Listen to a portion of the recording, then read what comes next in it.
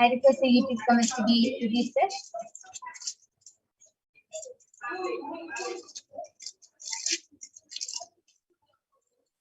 All of you can continue posting your comments. You can post random emojis, random letters, random numbers, random words.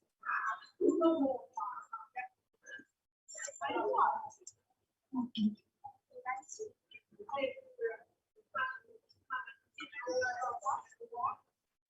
Yes, I request the Facebook comments to now be projected.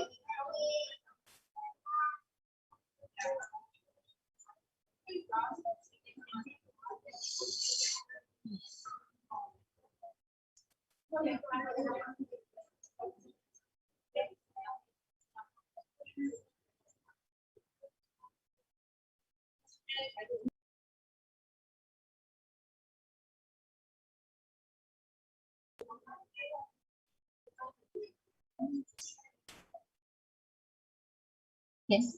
Kaladra, you can go ahead and start reading the comments. Yes, the latest comment is from SANPHS Murthy, and we have posted a 3 Namaste emoji.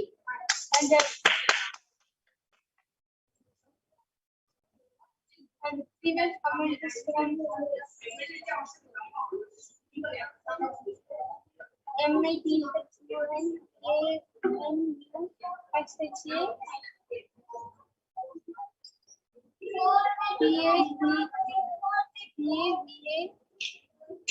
CHAM has posted Supreme Lord plus BNTSS and bless and protect my family, please. Yes, beautiful. And yes, with this we are going to move on to the next power now. That was a very beautiful demonstration of the power of Third Eye. I'm now removing the eyeband of Kaladra. I request YouTube comments to stop being predicted.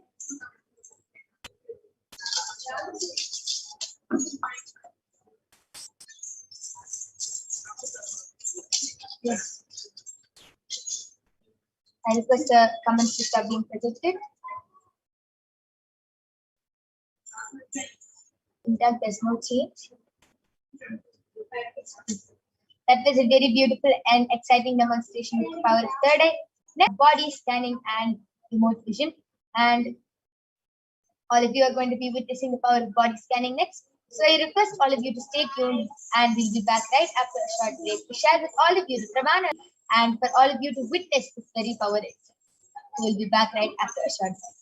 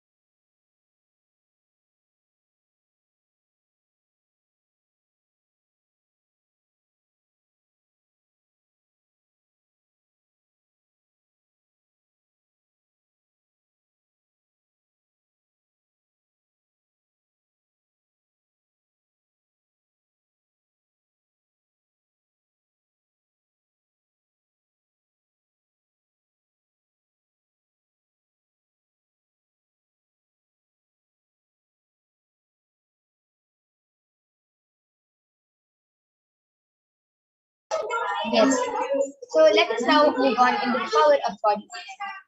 So the power of body scanning is where one awakens the ability to be able to scan illnesses, diseases, medically diagnosed issues, and provide solutions in the awakened context.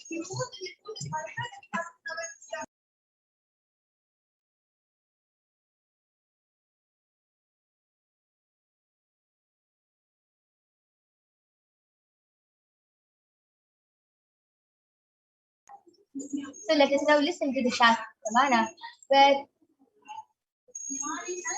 which comes from the Vijnana Bhairava Tantra. Swadehe jagato vapi sukshma sukshma tarani cha Tatvani yani nilayam dhyatpante vyajyate para. Bhagavan Paramashiva says, cognize deeply that from the subtle to the subtle principles of your whole body, Swadeha, or of the whole universe, simultaneously consists of the essential reality.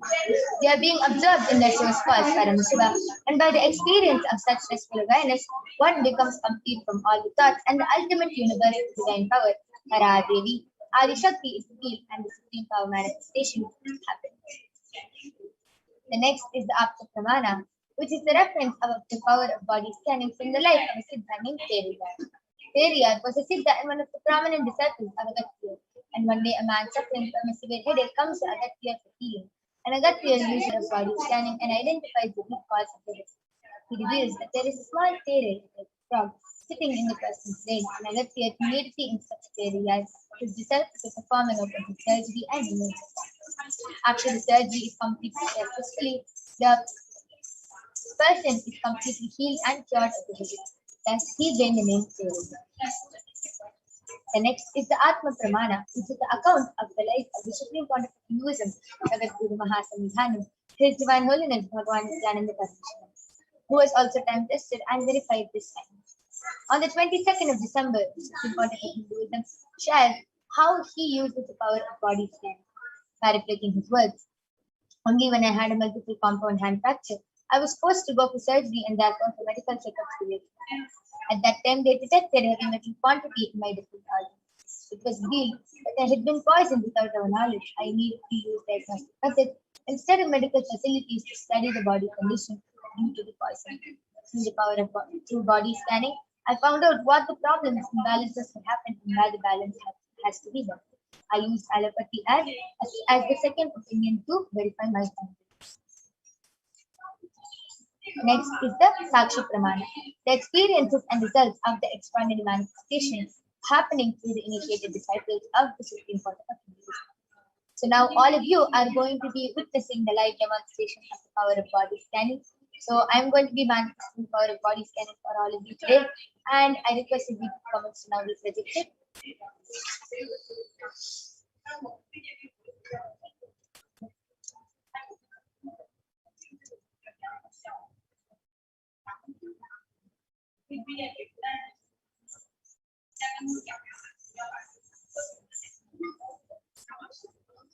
Okay, Sumi Murali has said, please scan and heal my wife Sumitra, got consent now. Yes, Aya, surely I'll be doing the body scanning.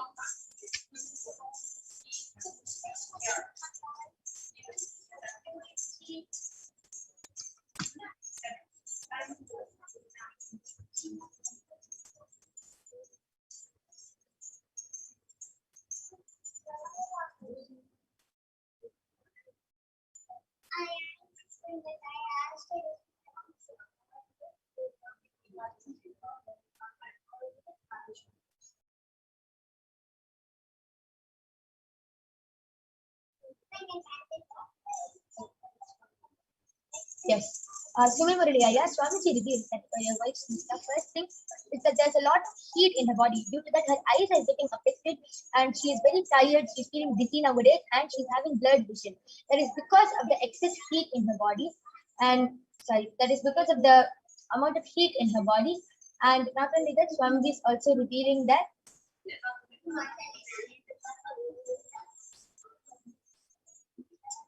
she needs to be in more sunlight every day, and her body needs to breathe. Like she's wearing like stuffy clothes, not clothes which are not letting her skin breathe. So these are the two things which are affecting her. So Swamiji is showing she should drink a lot of carrot juice. She should sit out in the sun every day, like in the early morning. She should sit for 15 minutes in the sun for the first 15 minutes. In that, she can.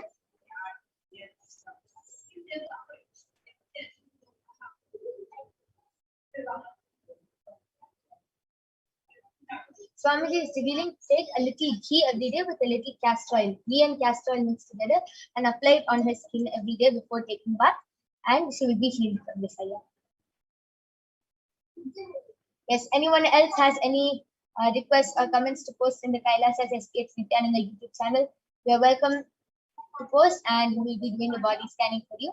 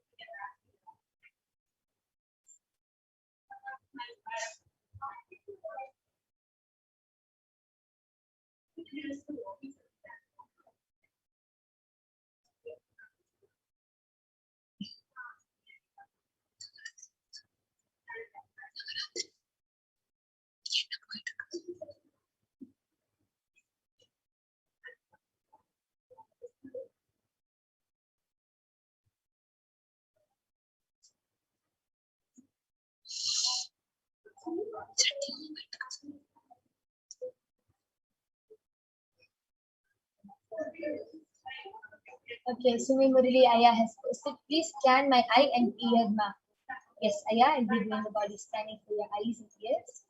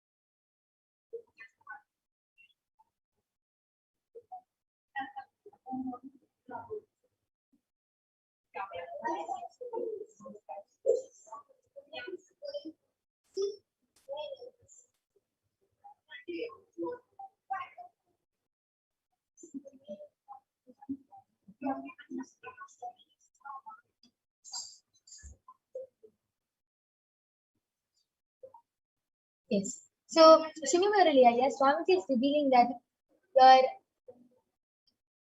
their eyes are completely fine, other than the fact that there's too much, like the device too much, and it's affecting your eyes. And that is the only thing that Swamiji is revealing. And the solution for that is just every day you should start doing eye kapaya. You are starting to feel very tired and drowsy, and your eyes are just closing, and you're like, is sleeping off a lot because of desire. So Swamiji is revealing every day you should do the eye cup, and you will get feel some. You will start feeling so much of relief. You'll start feeling very relieved. And Swamiji is showing that your ears are completely fine. There's only a little pain you're experiencing from past few days is because they are not clean. So you should start cleaning your ears. Yes. So special solutions have requested. Okay, Dominic Walter has posted. I'm feeling sick at the moment. It is like a small cold. Could you give me a solution or a body scan? Yes, yes, I'll be definitely doing the body scanning for you.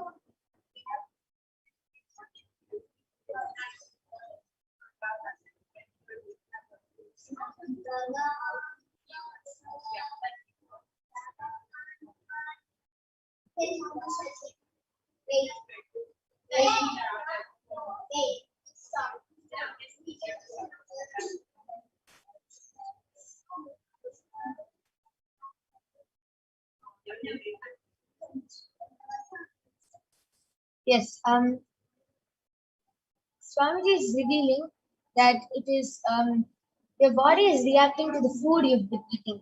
Like I've been able to see that from past few days, the food you're eating is not good for you. That is why your body is reacting, because it's a new new agents in the body. So your body is not adjusting to that, and your body is reacting to that. Swamiji is showing, just take haritaki, just take 2 spoons of haritaki, and every day for the next few days healed of this. It's just that your stomach is little upset. Yeah, that is why you're having a small cold or anything. Swamiji is also revealing that those hand dryers which are there after you wash your hands, you put your hands in those dryers, right? Swamiji is showing that your skin has become very dry and it's getting affected by that. Your skin is not adjusting to that heat when you put your hands inside the dryer. So Swamiji is revealing that for the next few days you should just apply castor oil on your hands and on your body, and before taking a bath, so you can so your skin will start becoming healing and becoming back to normal life. Yes. So first thing, Sumimuridi Aya and Dominic Walter, I request you to get back. And yes, Ma Celine has posted, Ma, can I have a body scanning for not achieving Nirahara Samyama? Yes, Ma.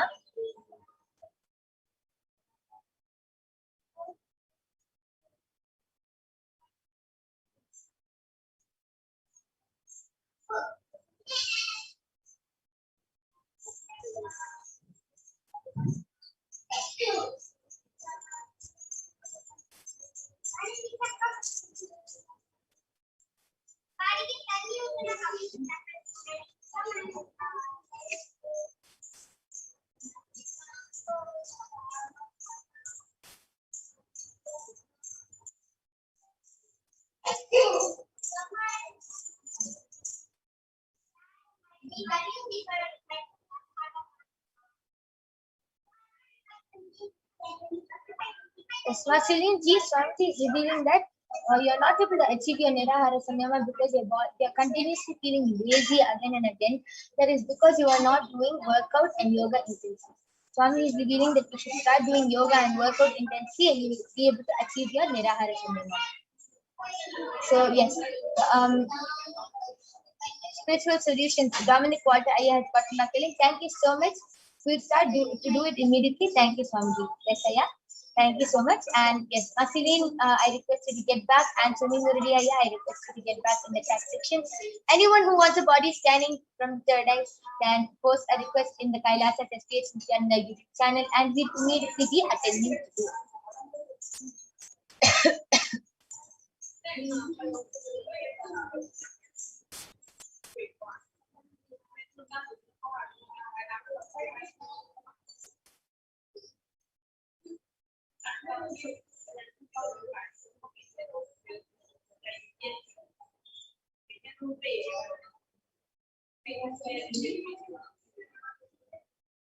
Anyone else who wants a body scanning can go ahead and request in the Kailasa'S HDH Nithyananda YouTube channel. Till then, I'll be sharing my experience.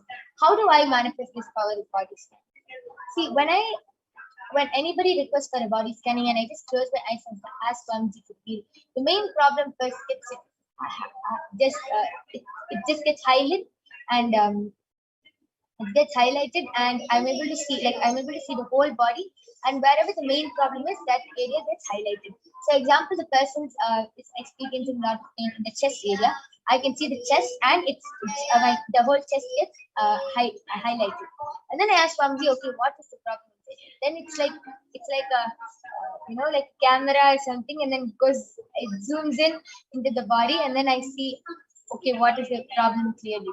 So the whole thing is very fun for me to do, and sometimes Swamiji shows me new things which I don't understand, and then I'll ask Swamiji, okay, can you show it in a simpler way? Then I'll see more images or pictures in a way which I can understand, and I can share it with all of you, like whatever Paramashiva is reading.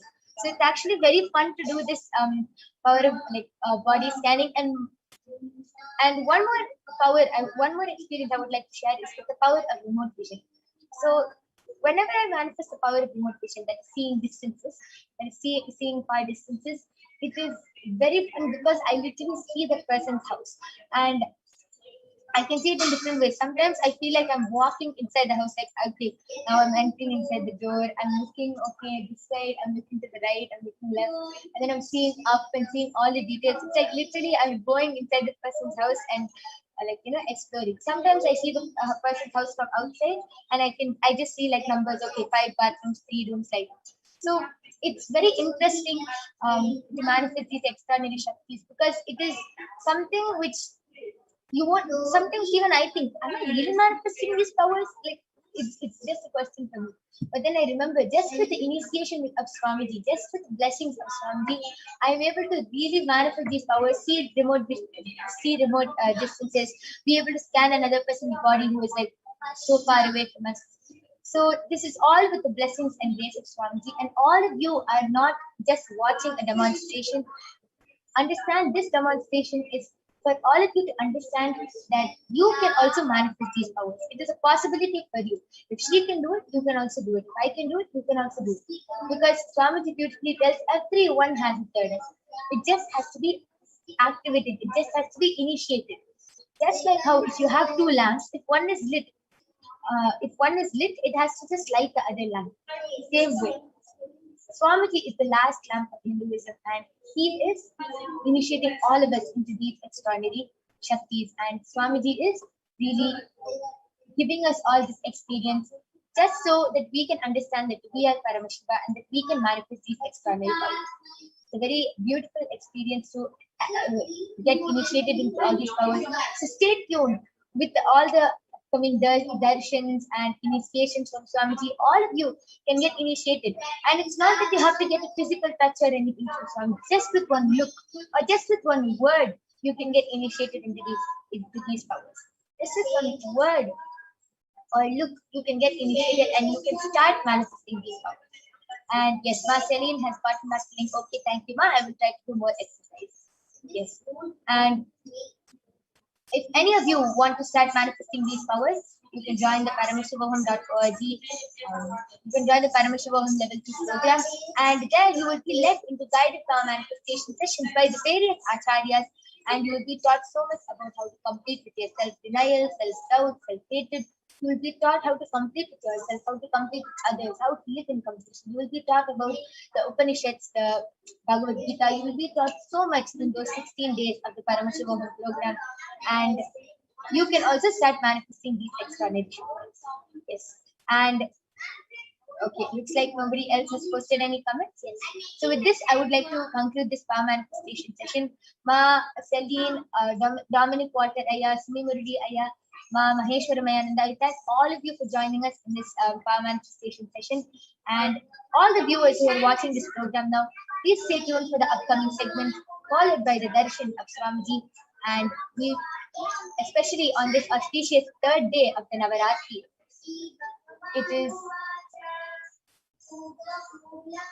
really exciting to and all of us are awaiting the darshan of Swamiji. So please stay tuned for the upcoming segment. Thank you, Nithyananda.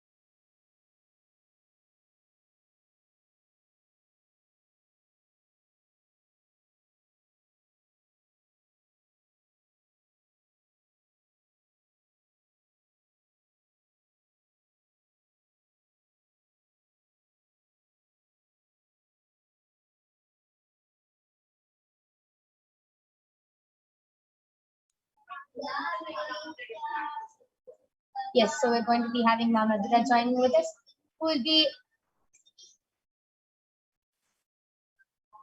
teaching us so much more about Devi Parashakti and much more.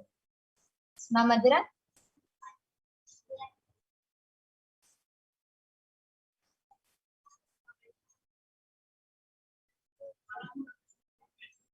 Yes. Nithyananda, you can go ahead. Thank you, my yoga partner. It's Nithyananda, everyone. So now, after that wonderful demonstration of the powers that all of us just witnessed, let us now get into the next segment where all of us will be learning about how the world is today and the way to move forward and what is the solution for all the problems that humanity is facing today.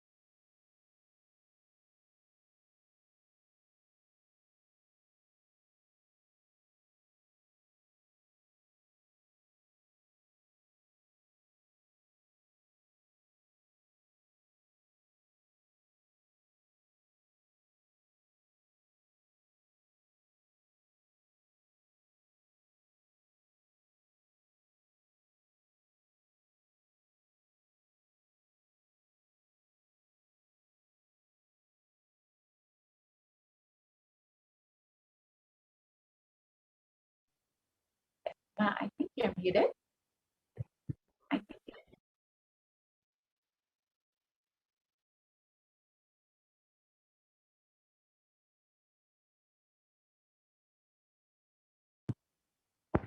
Yes. So let us understand what is, of course, we all know what is happening in the world today.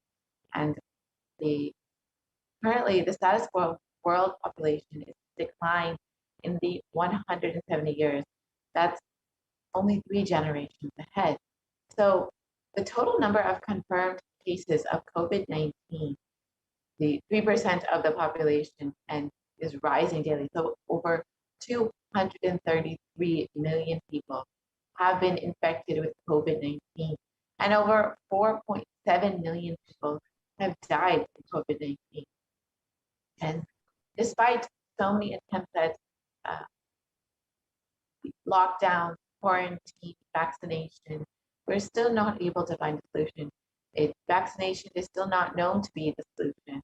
We've not seen any improvements in the decline of cases, and it's not necessarily always available all over the world.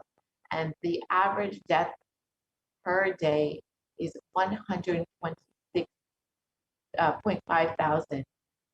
And that's about 0.5% of the world's population.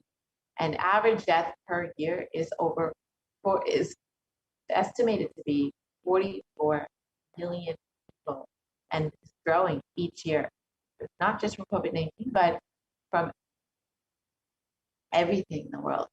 So if we say, just for our understanding, that the population growth per day and death rates are moving at the same rate, we are looking at human civilization to decline in the next 3 generations.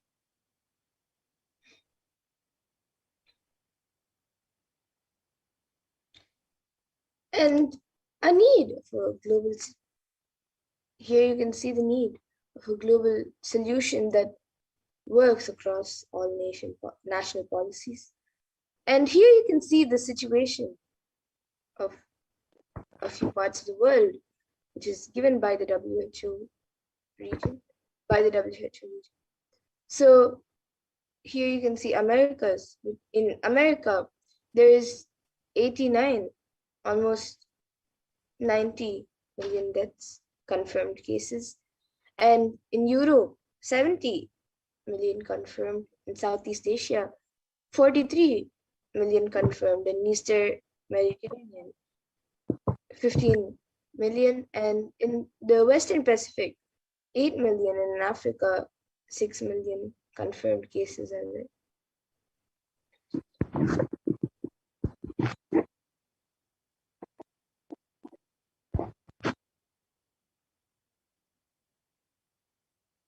And not only are we suffering from this COVID-19 pandemic, but we've seen over the last several months and years that the natural disasters, natural calamities has risen. And this is due to the climate change crisis that we are experiencing right now. According to the United Nations, now a new scientific report from the Intergovernmental Panel on Climate Change, the IPCC, warns a crash course towards catastrophe if global temperatures are allowed to continue rising. And the window to slow or even halt some of these worsening impacts is rapidly closing. Unfortunately, we've seen that we have not been taking worldwide, globally, we've not been taking the drastic measures that we need to take to curb climate change. And even if global warming increases up to the difference between 1.5 degrees Celsius to 2 degrees Celsius is drastic. So it is extremely vital that we curb the effects of climate change by changing our daily activities, our global policies. But unfortunately, this is not the case. And we've already seen the direct effects of climate change, the natural disasters, floods, storms, the fires, the forest fires, and so many more over the last several months and years.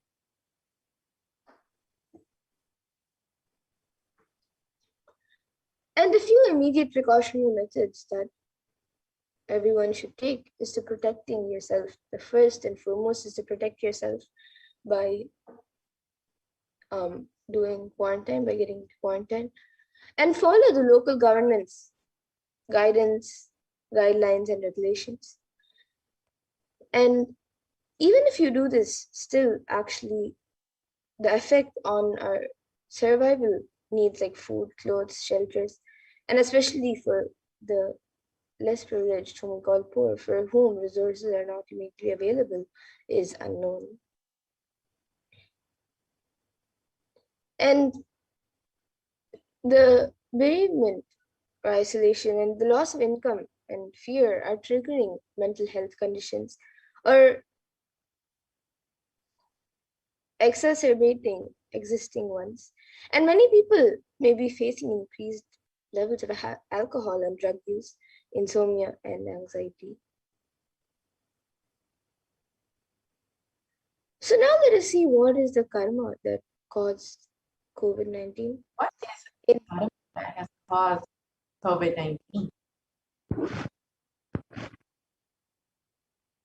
So in the Brihadaranyaka Upanishad, the fourth Adhyaya, fourth Brahmanam, in fifth mantra, it defines karma as the verse says, yatakari yatacharitata bhavati sadhukari sadhu bhavati papakari papi bhavati punyena karmana bhavati papa papena. And the translation is, as it does it and acts, so it becomes by doing good. It becomes good, and by doing evil, it becomes evil. It becomes virtuous to good acts and vicious to evil acts.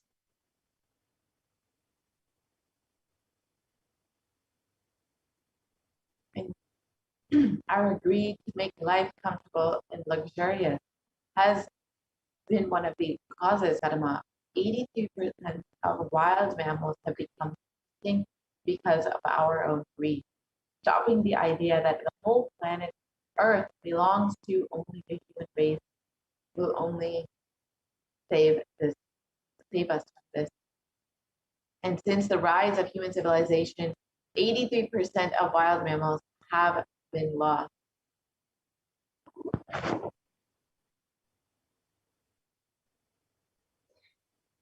And we have forgot to share the world with others. That is another reason of all of this suffering.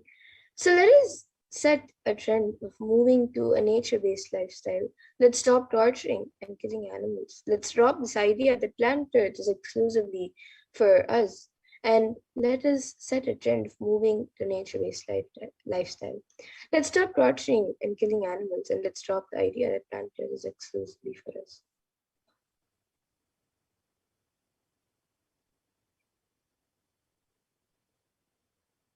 Let us stop this karma. When you kill animals, when you keep the livestock and kill animals, not only you disturb the environment, you disturb the ecosystem by releasing so much of pain and suffering. Here you can see just an example of the drain of resources that meat and meat products consume. Beef requires over 15,000 liters of water, fresh water, just to produce 1 kg of food. And this is in comparison with any animal or plant-based product, and less than 5,000, around 3,000 liters of water is only needed for any of the any of the plant-based foods.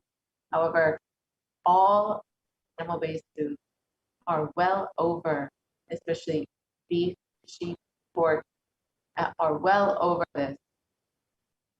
This is a very poor use of our resources, and this is extremely draining to our ecosystems, our environment, by producing so much of meat and consuming so much. So what is the permanent solution for this pandemic? As per Hinduism, the purpose of the world and the primal principle of the universe is let us all coexist and celebrate our life. Ahimsa paramo dharma. Non-violence is the ultimate natural law of life.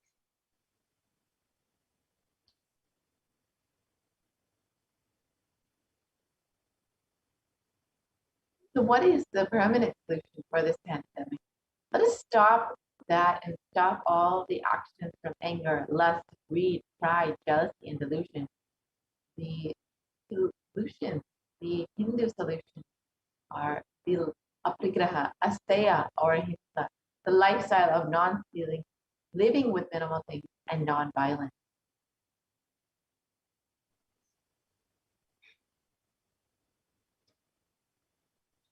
And every crisis that humanity faces, Hinduism has found solutions. Hinduism is a religion which has seen at least five times where the planet Earth was completely wiped out. All the population, everything on planet Earth was completely wiped out. And the wiping out of the civilization, and the wiping out of the civilization is what has been recorded and documented. And every time when the civilization was wiped out, it has been documented of how it has been rebuilt.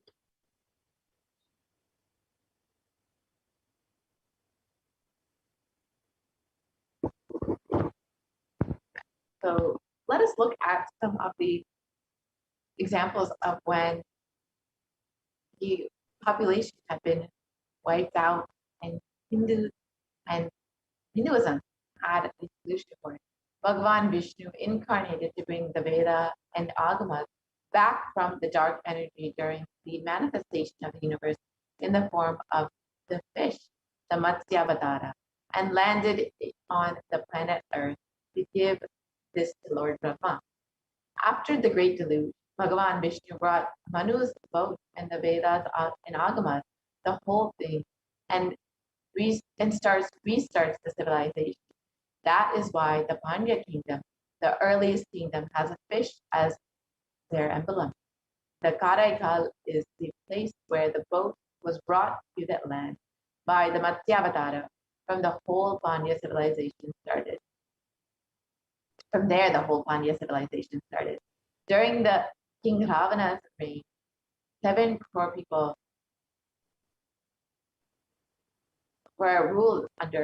lived under King Ravana, and Bhagwan Sri Ramachandra Prabhu incarnated to save the 54 deshas from the evil reign of the king. This is detailed in the Ramayana. And then King Duryodhana almost led the world to the nuclear destruction, nuclear collapse. And Bhagwan Sri Krishna incarnated to end the apocalypse. And this is detailed in the epic poem, the Mahabharata. And Bhagwan Mahadeva himself protected the city of Varanasi. He describes, I will hold these people, protect them, even during the pralaya, even when the whole world is destroyed during the great flood. I'll hold I'll hold them in the tip of my trishul. This is Bhagavan Mahadeva's promise to humanity. And in the Upanishads, the rishis celebrate the happening of the incarnations who come down to liberate people from crisis. And in the Taittiriya Upanishad, chapter 3, the Bhriguvali, section 10, the rishis sing and dance in ecstasy of enlightenment and Kundalini awakening. And they say, Ha, Vu, Ha, Vu, Ha, Vu, Ahamannam, Ahamannam, Ahamannam, Ahamannado, Ahamannado. So this is what the rishis sing and dance in ecstasy of enlightenment and Kundalini awakening.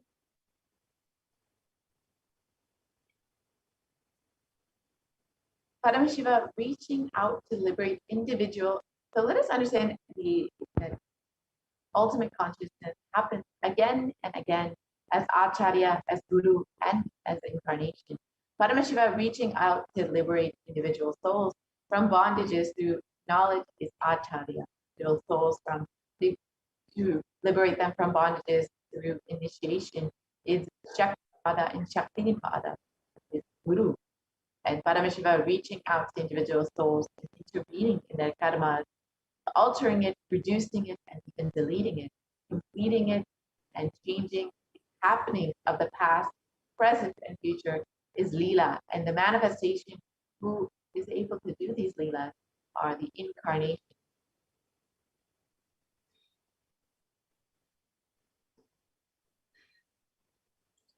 And in the Bhagavad Gita, Bhagavan Krishna promises to happen again and again when the individual consciousness declines.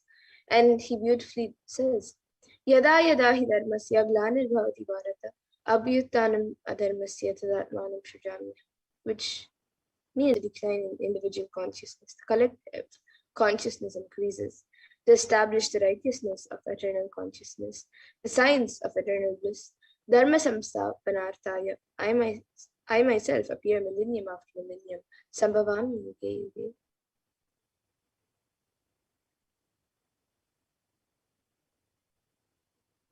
Let us understand the significance of Navaratri during this deluge, during this Kalaya.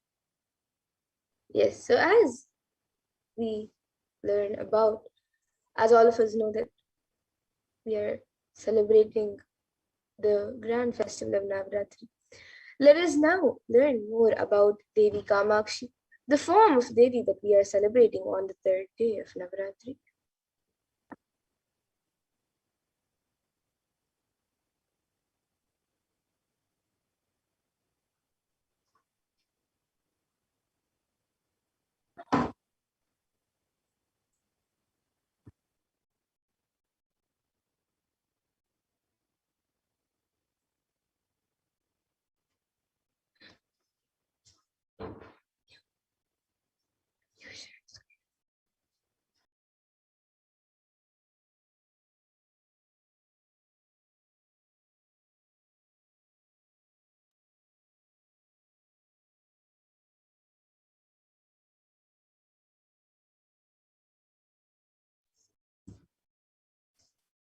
Yes, so now let us learn about Devi Kamakshi.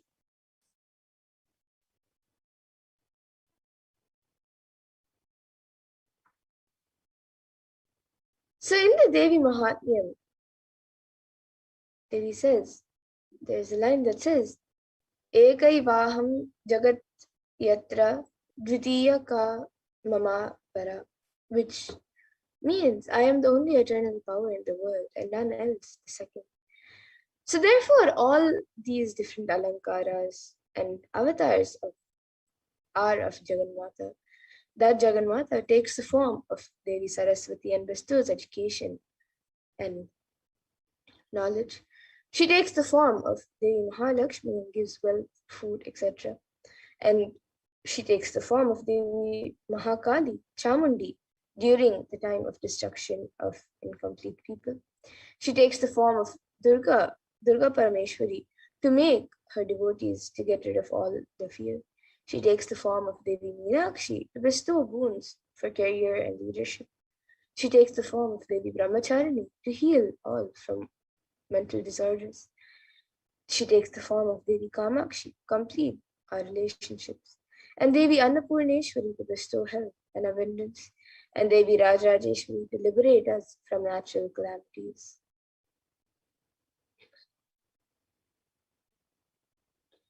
And in the Devi Mahatmyam, beautifully Devi Kamakshi graces us and grants boons.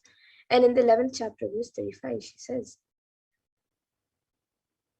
Pranata nam prasidatvam Devi Vishvartiharini Trailokyavasini Nitye Lokanam Varadabhava.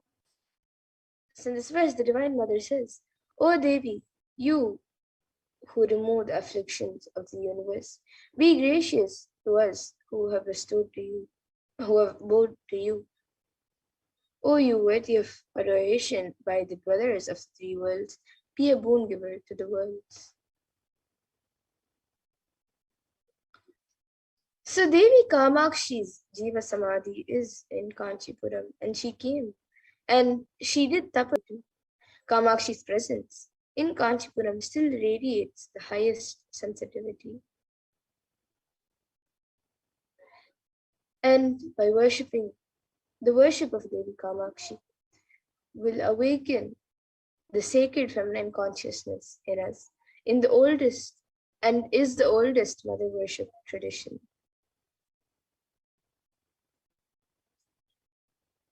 And in the Kamakshi Stotram, it says, Shrinkaratmaka Varna Matra Patanandriyam Shriyam Tanvitim Chinmatram Bhuvaneshwarim Anudinam Viksha Pradana Kshamam Vishwa Aghaugya Nivarinim Vimalinim Vishwambharam Ram Matrikam Kamakshim Paripurna Chandravadanam Vande Mahesha Priya. And the translation for this 7th verse of the Kamakshi Stotram says, salutations to Devi Kamakshi, whose nature is expressed by the symbol Hirim, by reciting which the powers of Aintari and Shri spreads forth. Who as Devi Bhuvaneshwari, the embodiment of pure consciousness, is always showering boons and forgiving sins. Who as the all-bearing mother of the world, stainless and pure, keeps off the sins of the world from the hearts of devotees. Whose face shines like the full moon, we extol Devi Kamakshi, the beloved of Sri Mahesha Paramashivam. And the next, the 8th verse says, Vagevi chayam vadanti munaya kshirabdi kanyeti cha kshoni britanayeti cha shruti giro yam amannati sputam ekaneka palapradam bahuvida karastanas tanvitam kamakshi sakalarti bhanjana param vande mahesha priyam. And the translation for this is salutations to Devi Kamakshi, who is called as the goddess of speech, Devi Saraswati, the goddess of the Milky Ocean, Devi Lakshmi, and the earth-born daughter as Devi Sita, and who is the voice behind the Shrutis, Nishits, manifesting out of her own will, who is the one bestowing many fruits and manifesting in various forms, who is the destroyer of all suffering and transcendental in essence, we extol Devi Kamakshi, the beloved of Sri Mahesha. And the next verse says, Kanta Kama Dudakari Indra Gamana Kamari Vamanga Kalyani Kalita Avatara Shubhaga Kasturika Charchita Kampatirala Mula Nilaya Karunya Kalolini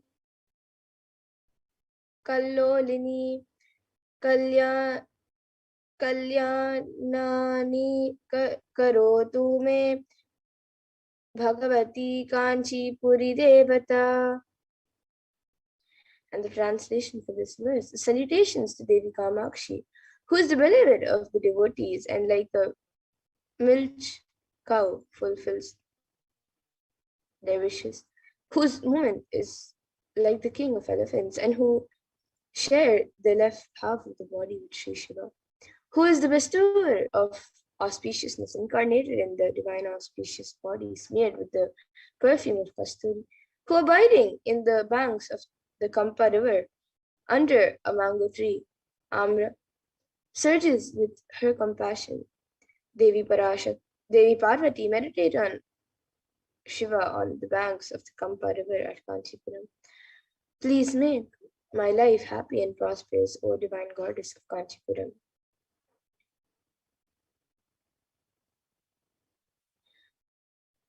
So now let us see Devi Parashakti's divine play, the Leelas, from the Chandi Stotram in the Devi Mahatma.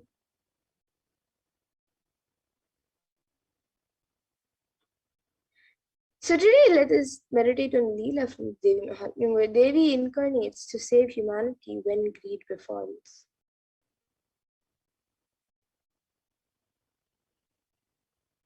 So the power of human anger and greed threatens to destroy everything it touches.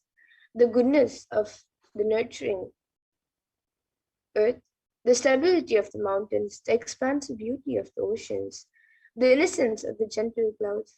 Under Devi's attacks, Dem and Mahisha change his form from a buffalo to a lion, to a man and to an elephant, and every time eludes her blows. And like Mahisha, we go through life dissatisfied, often agitated, and sometimes full of rage. And the causes of our misery change over time. One day it is this, the next day it is something else, and so it goes. Until we can pin down the root cause, our discontent cannot be overcome. And like Mahishasura, the cause of loath to reveal itself.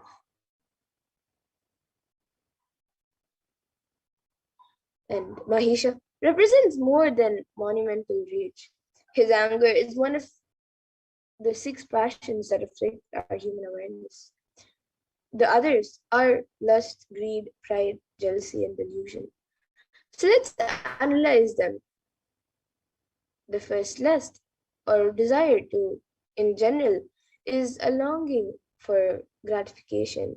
We want something, but why? Because we feel something is lacking and always feel incomplete. We feel incomplete, limited, or separated in some way. We fail to satisfy our desire. A common response is anger. Or when a desire is satisfied, a common response is greed. We want more. And so we're caught in an ongoing cycle to make matters worse. We can add pride and jealousy to the mix as well. And the root cause of our existential discontent and our outward conflicts is the feeling deep down inside that we are limited and separated and incomplete. We mistakenly identify with the limited ego that when in fact we are the limitless Atman. That Atman abiding in every person is the true self, the one undivided reality whose essence is pure being consciousness.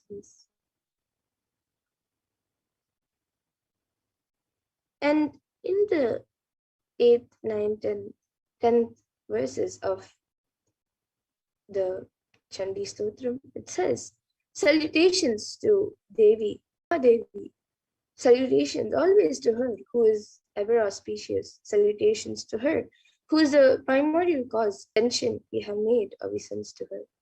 Salutations to who is terrible, to her who is eternal. Salutation to Gaudi, the supporter of the universe, who is of the form of the moon and the moonlight and happiness itself. So just like how Devi takes form to eliminate the asuras and demons, in this century most of us are Mahishasura, just operating on the basic impossibilities. So the incompletions and impossibilities that we hold within us are the demons of this century. So most of the delusions that we make every moment, we make unconsciously, make thousands of decisions unconsciously in a day. Whether it is thinking or talking or doing, it is done unconsciously without awareness. And that is the reason we are not able to connect the cause and the effect of many of the things that happen in our lives.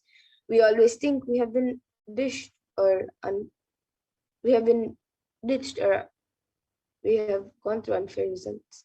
And we are blissfully unaware that it was we who caused the effects. We made it happen by the way of unconscious living and ended up in incurring more karma. So there is a way to again and again remind ourselves not to collect karma and to live without the influence of the earlier incurred karmas. The first step is to have a clear understanding that karma is powerless in the presence of an incarnation. And somewhere, this karma chakra needs to be broken, and you need to be given a new energy, inspiration, understanding, and possibility. And if you're always stuck with this action result cycle, you will never ever be given a chance to taste the possibility. Possibility, the state The taste of possibility can be given to you only when the divine intervention happens. Mahadeva intervenes in your life in the form of the Guru, and he assumes the form of the Guru just to liberate us from the karma chakra and give inspiration, joy, bliss, and enlightenment in all of our lives. And initiation means the ideas or knowledge of or the clicks that brings you out of these depressive thoughts and that brings you out of the influence of your karma.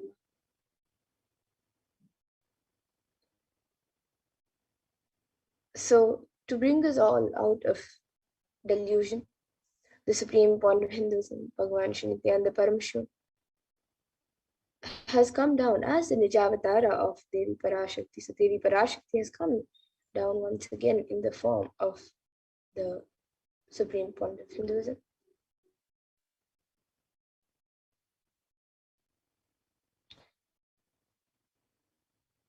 So the Kailasa'S Nithyananda Paramashivam, rare and sacred lineage of pontiffs, has been systematically carried over in unbroken progression from ages, and the chosen emissaries of Lord Paramashivan Devi, Parashakti, and the Guru Mahasannidhanams of Kailasa'S Nithyananda Paramashivam are the direct representatives of the cosmos.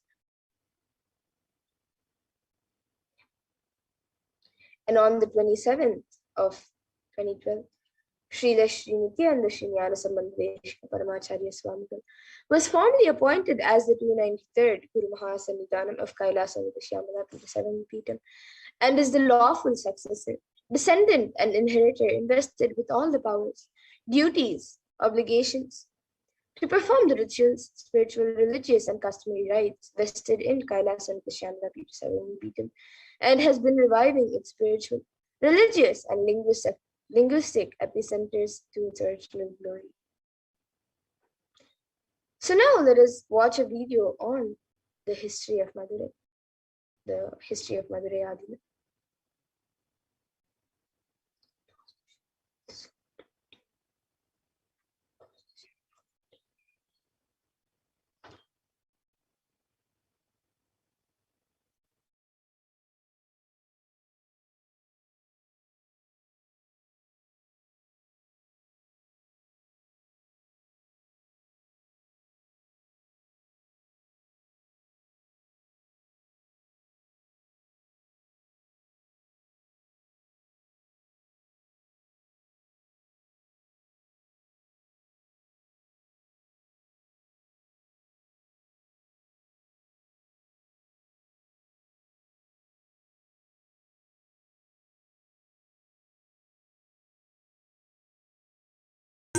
The ancient temple town of Madurai in southern India boasts of a 2,500-year-old history of spirituality. Historians trace Madurai's existence back to the 3rd century BC, making it one of the oldest continuously inhabited cities of the world. Legend says that Madurai was established by the cosmic mother herself, who incarnated as Princess Meenakshi, daughter of the pious king Malayadwaja Pandian. An able queen and a fearless warrior, Meenakshi expanded her empire right up to Kailash in current China. But when she came face to face with the Lord of Kailash, Shiva himself, she recognized him as her eternal consort and dropped her arms to become Shiva's companion for life. Along with Shiva, also known as Sundareshwara or the beautiful Lord, Meenakshi reigned over her kingdom for a glorious 166 years. In course of time, with the rise of Jainism as a religious force, Madurai too fell to its powerful influence, and Shaivism all but vanished from the sacred kingdom where Shiva himself had once walked the earth. The renaissance of Shaivism in Madurai was the sacred task of a child incarnation, Tirungyana Sambandar, one of the 4 visionary saints of Shaiva Siddhanta tradition. The story goes that as a baby, Tirunjana Sambandar was once nourished by the milk of enlightenment from the cosmic mother herself. This child prodigy arrived in Madurai to effortlessly defeat the learned Jain monks with his wisdom, healing powers, and spiritual prowess, and restored Madurai to her beloved religion, Shaivism, by reviving the ancient Madurai Adinam and the Meenakshi temple, which had fallen to desolate ruin. Madurai Adinam is today the world's oldest living Hindu organization, with a recorded history alone spanning a glorious 1,500 years and an unbroken lineage of illustrious pontiffs to this very day. Over the centuries, Madurai Adinam has been patronized by the likes of Tipu Sultan, Robert Nobili, and the poet saint Vallal. The pontiff of the Madurai Adinam is known by the title Guru Mahasannidhanam and inherits the responsibility of carrying forward the traditions of Tirunjana Sambandar's sacred work.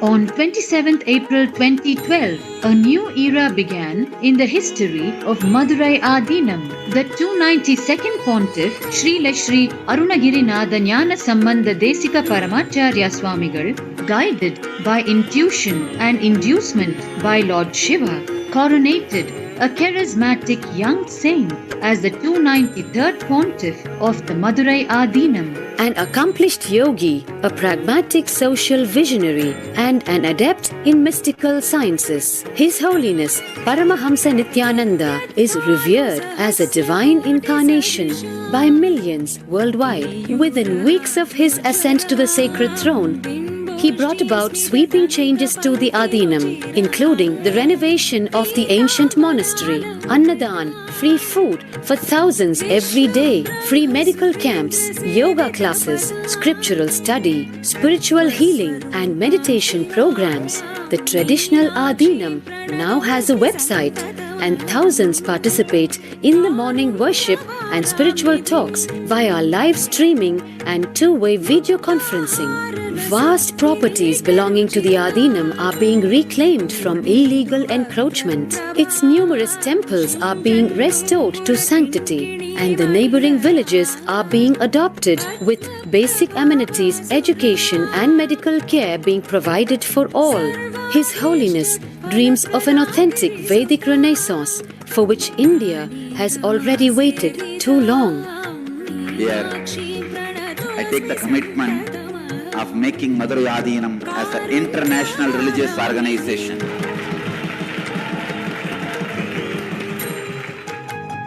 We will fulfill all the responsibilities of Madurai Adinam, make Hindu tradition, Saiva tradition alive, revived, lived, celebrated all over the world.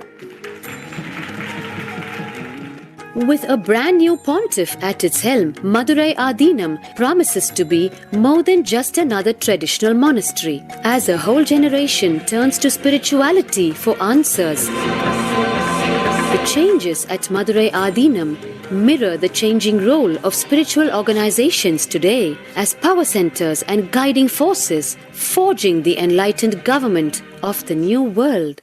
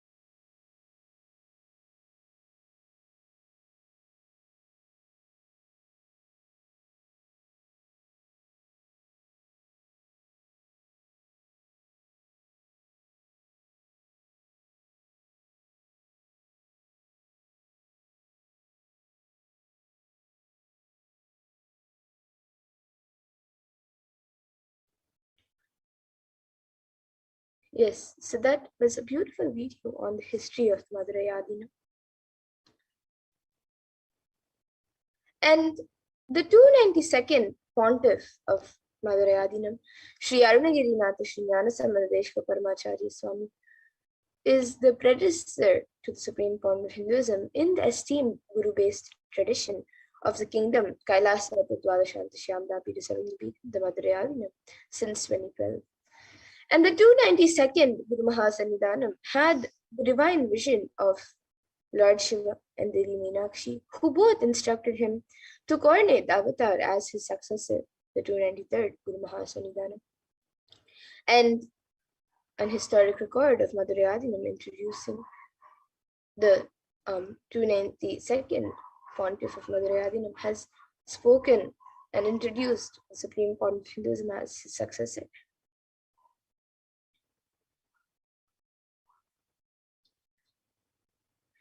And here you can see the Supreme Pontiff of Hinduism as being coronated as the 293rd Jagadguru Mahasannidhanam of the Kailasa'S Nithyananda the Madurai Adinam. Here you can see a few pictures of it.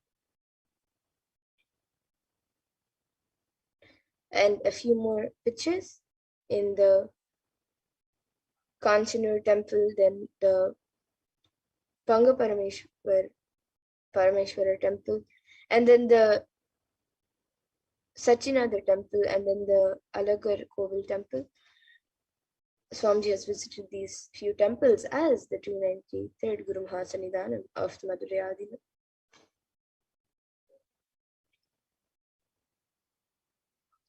And at the mere age of 16, the Supreme Pontiff of Hinduism was declared as successor of the Arunachala Sarvagnapeetham by the Guru Parampara, by his gurus. And at a young age of 21, the Supreme Pontiff of Hinduism founded the mission, the Nithyananda Sangha, to revive Kailasa internationally. And this happened in 1999 when the Supreme Pontiff of Hinduism was 21. And at the age of 24, on the 4th of November, the Supreme Pontiff of Hinduism founded the Adi Kailasa Nithyananda Sarvagnapeetham. And at the age of 26, on the 1st of January 2004, the Supreme Pontiff of Hinduism was declared as successor of Bhagyanagara Sri Sarvagnapeetham.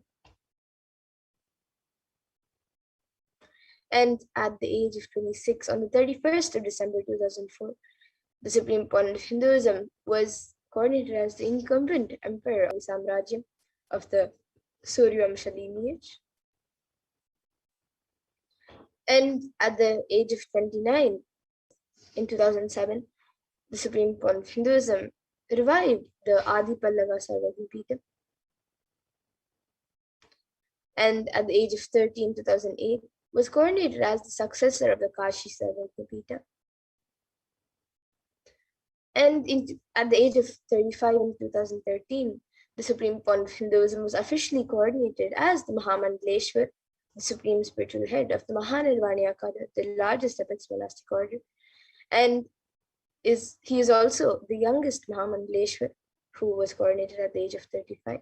And here you can also see pictures where Supreme Pontiff of Hinduism was being coordinated by all the other senior sannyasis and heads in the Mahanirvani Akada. And at the age of 35 in 2013, the Supreme Pontiff of Hinduism was also declared as the Acharya Mahamandaleshwar of the Atal Akada, the oldest monastic order of Hinduism. And this Akada was actually established by Mahaganapati himself. So the Supreme Pontiff of Hinduism was declared as the Acharya Mahamandaleshwar by the Acharya Mahamandaleshwar at that point in time, who was Sukadevanandaji, and the incumbent spiritual head of the Supreme Pontiff of Hinduism was declared as the incumbent spiritual head of the Atal Akada at the age of 35.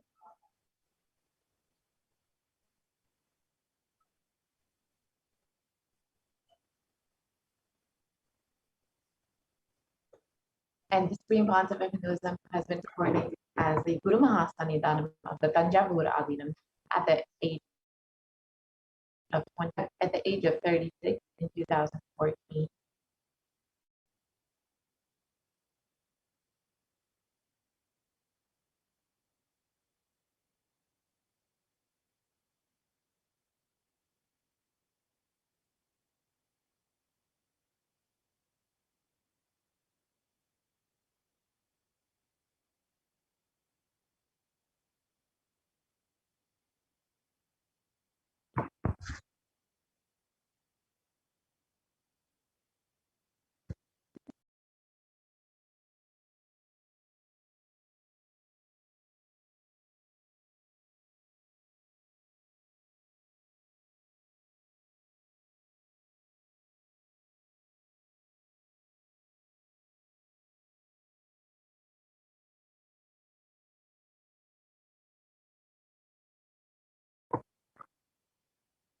Sorry for the technical glitch.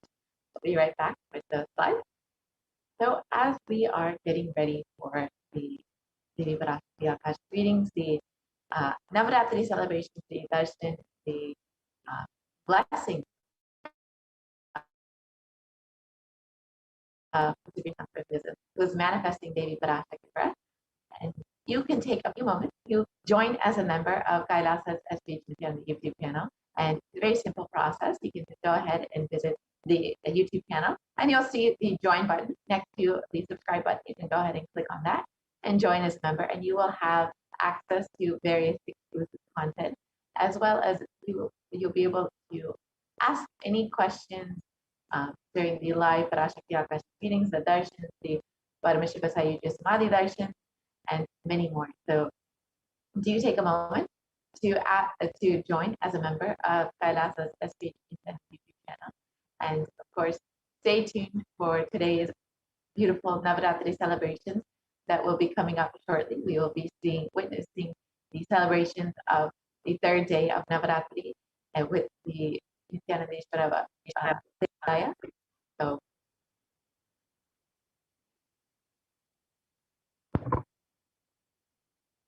and Supreme Concept was also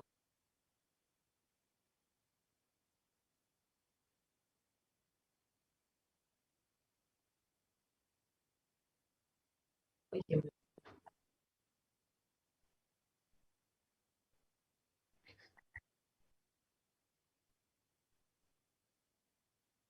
yes, the Supreme Concept mechanism has also been coordinated as the Guru Mahasannidhanam of the Tiruvarur Adinam at the age of 36 in 2014. And the Supreme Point of Hinduism has also been coronated as the Guru Mahasannidhanam Adinam at the age of 36 in 2014. And the Supreme Concept of Hinduism has also been coronated as the Guru Mahasannidhanam of the Dharma Muktis Parikapura Adinam at the age of 37 in 2015. And the Supreme Point of Hinduism has also been coronated as the Guru Mahasannidhanam of the Adi Pita Mata at the age of 37 in 2015.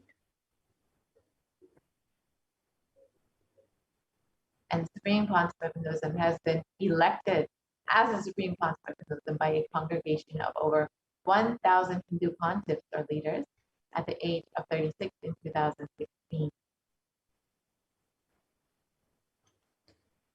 And the Supreme Point of Hinduism is revered as the most prolific, most viewed, read and watched by millions and billions around the world, and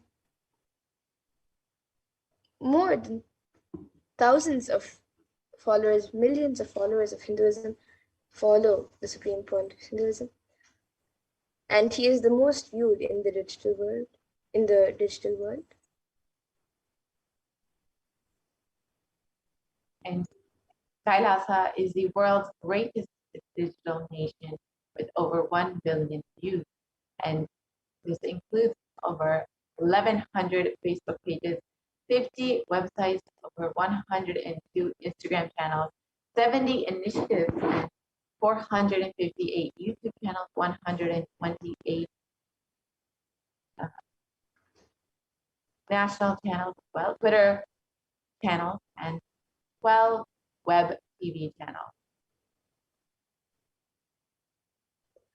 And the Supreme Point of Hinduism has worked relentlessly and worked hard for 27 years now and has contributed a numerous number of things to the world.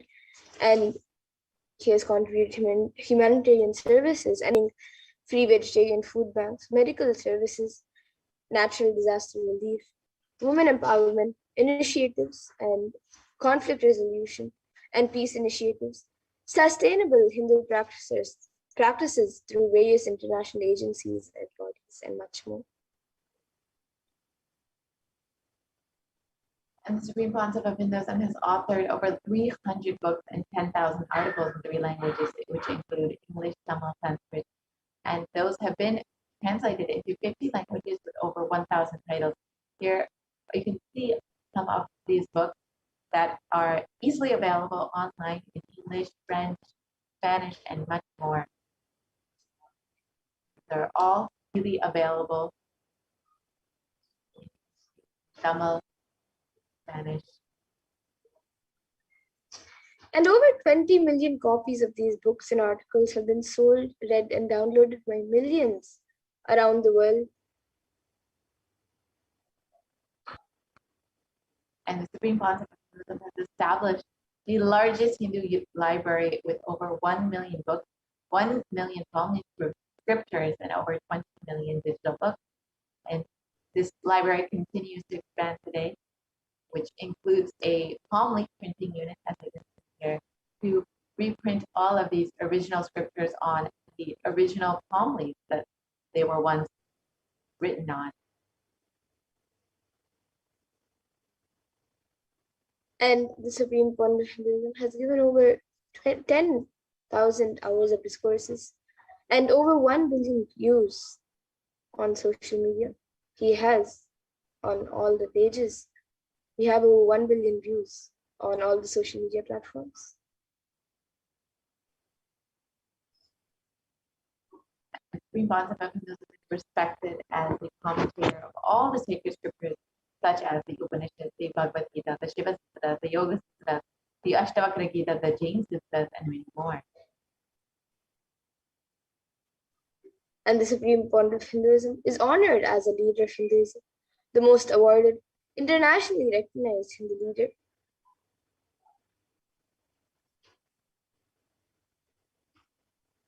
Most recently, the Supreme Pontiff of Hinduism has been recognized by the California State Senate, and Kailasa has also been recognized by the California State Senate.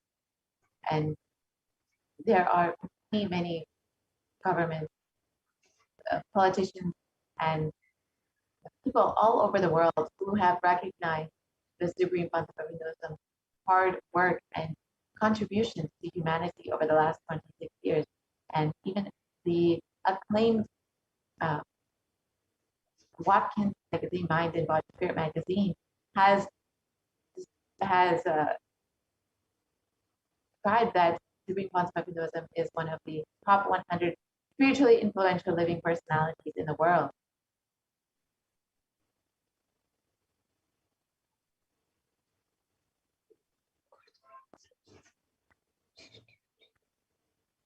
And Supreme Pontiff of Hinduism is the reviver of the sovereign order of Kailasa, led by the Supreme Pontiff of Hinduism and the Nithyananda order of monks, nuns, and the Hindu diaspora all over the world who are working for global peace and to give the superconscious breakthrough to humanity.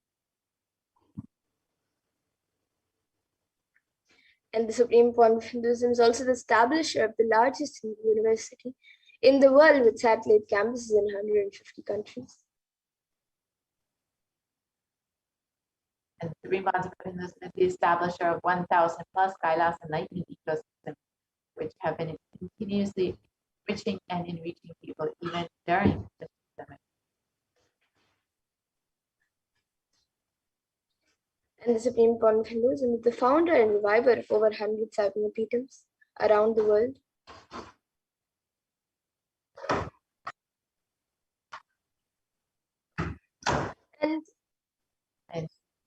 the late Mahant Narendra Giriji Maharaj, the president of the largest apex body of Hinduism, the Akhila Bharatiya Parishad, Akada Parishad, has the group of 13 Akadas with over 2 crore sadhus or monks in India. Welcome the Supreme Pontiff of Hinduism, Jagat Guru Maha Sanitanam, His Divine Holiness Bhagwan Nithyananda Paramashivam. As one day, the Supreme Pontiff Jagat Guru Maha Sanitanam Bhagwan Nithyananda Paramashivam, Swamiji is going to be called as the Vishwa Guru, the Guru of the whole world, and he is going to be the spiritual guide for the world, and peace will spread in the whole world. People are not yet aware of the energy of Swamiji. In reality, Swamiji is the Swarupa, the form of Bhagavan, God himself, and we are offering prayers not just to a Guru, but to an embodiment of Bhagavan. I am sure that Swamiji must have done intense penance, tapas, in his childhood and merged into God, as a result of which he is expressing this divine power of God. This is the words of the late Mahant Narendra Giriji Maharaj, the Akara Parishad head, and the leader of over 2 crore sadhus, who has described the greatness of Swamiji and the divinity of Swamiji. And just like this, various heads of akadas and mats have spoken about the Supreme Pontiff Hinduism. So we also have Sri Shanti Mahaswamiji, who is the head of the Galda Mata, the oldest recorded mata in Karnataka, dating back to more than 6,500 years ago, declares with his authority, he beautifully says about the Supreme Pontiff Hinduism, whenever humanity falls into suffering and pain, Ishwar, the divine himself, does austerities, tapas, for their upliftment. Ishwar is the embodiment of the divine light. Nithyananda Ji Maharaj is seated as the embodied divine light, spreading world peace and serving the whole of humanity from India. Nithyananda Ji is a treasure house of jnana, sacred knowledge.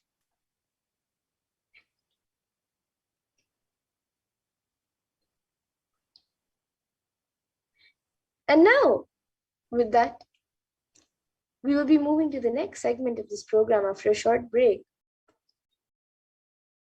In the next segment, we will be learning about the happening of the Supreme Pontiff of Hinduism as the Guru, and you will also be learning more about what you can offer to Devi Parashakti in this festival and celebrations during the Navaratri.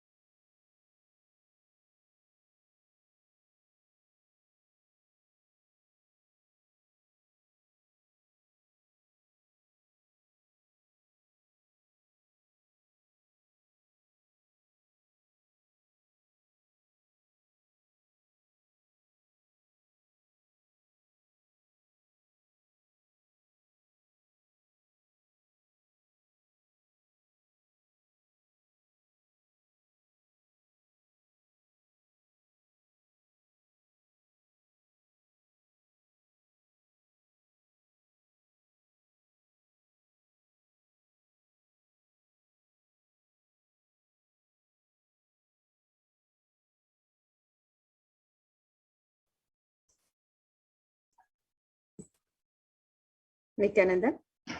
Yes. Now we'll be learning more about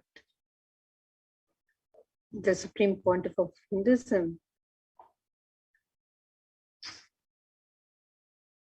happening on planet Earth as a Guru and guiding us further into various understandings for the well-being and of humanity, for the completion and fulfillment of all the living beings to restore planet Earth, to protect all the beings on planet Earth. So let's see more about this dimension of the Supreme Pontiff of Hinduism happening as a Guru in our life.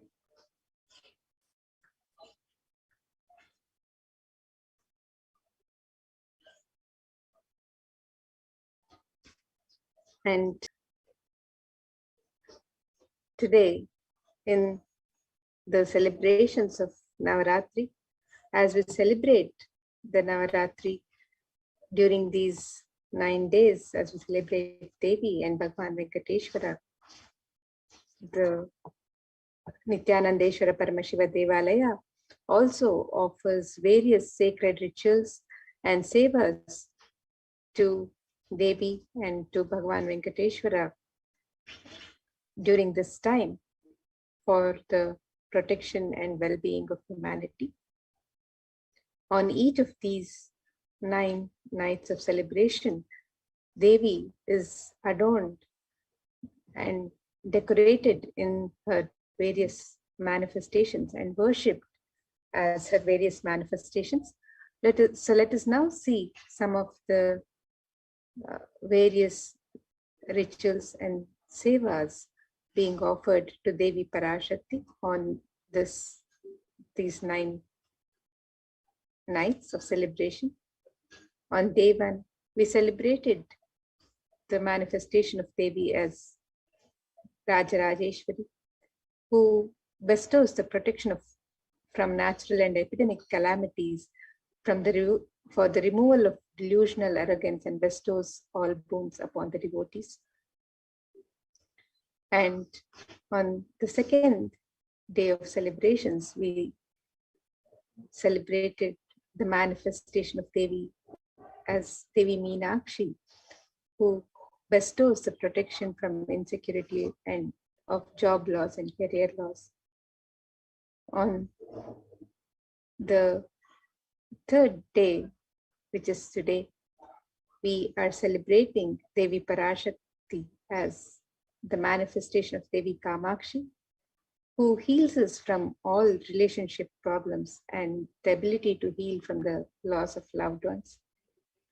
On the fourth day, we'll be celebrating the manifestation of Devi Annapurneshwari, who bestows the protection and blessings to heal from health problems, heal from allergy problems, and heal from nourishment problems. On the fifth day of celebrations, we are celebrating the manifestation of Devi Vishalakshi, who blesses and graces us to remove the leadership quality and protection from uncertain future. On the sixth day of celebrations, the manifestation of Devi Parashakti in the form of Shayana Tirukolam, and the Devi who blesses for disorder for relief from psychosomatic disorders, healing from mental disorders like stress, suicidal thought, and depression. And on the seventh day, we are celebrating the manifestation of Devi as Devi Mahalakshmi, who bestows grace and blessings to protect from the loss of wealth, protection from loss of business.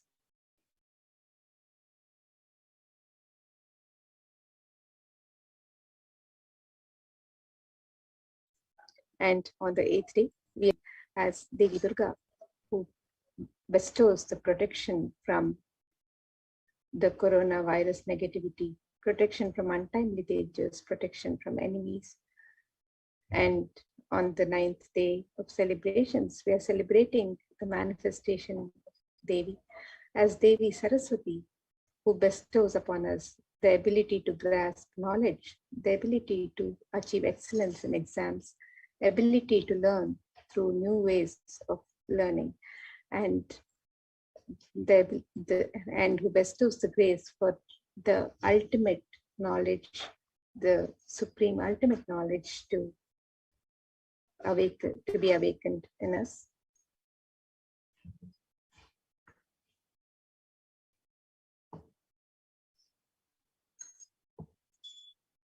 And during these 9 nights of celebration of the Navaratri,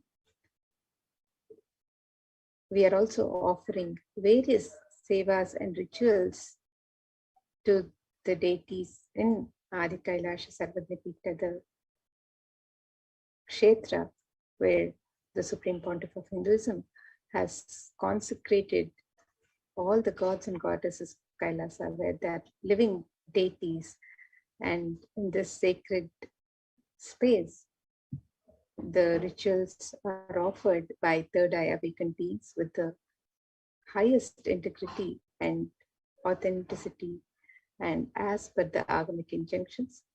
So some of the sacred rituals being offered during these 9 nights of celebration: the Mahaganapati Homa, the Utsava Ambal Alankara Seva, the Swamiji Vishesha Ambal Alankara Seva, the Utsava Ambal Vishesha Shodashopachara Puja, the Chandi Homa with Vishesha Dravya Homa and Purnahati, the Dashabhairava Puja, Kumari Puja and Swahasini Puja, the Durga Pratima Prana Pratishtapana, the Durga Saptami Puja,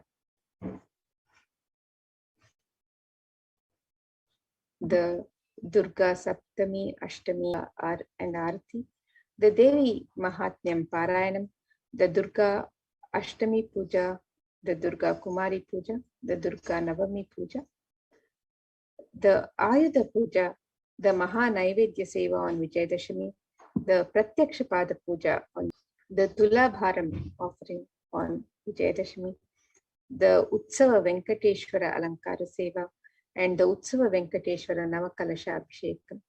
So all of these sacred rituals and sevas are being offered in the sacred space of Adi Kailasha Nithyananda Paramashivam, the Nithyanandeshwara Paramashiva Devalaya, and the devotees can offer any of these sevas and celebrate this Navaratri and receive the grace and blessings of Devi Parashakti, of Bhagavan Venkateshwara, and of all of the gods and goddesses of Kailasa.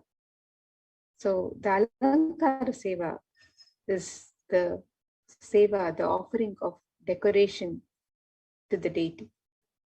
Alankara means decoration, and also that which causes a deep sense of fulfillment.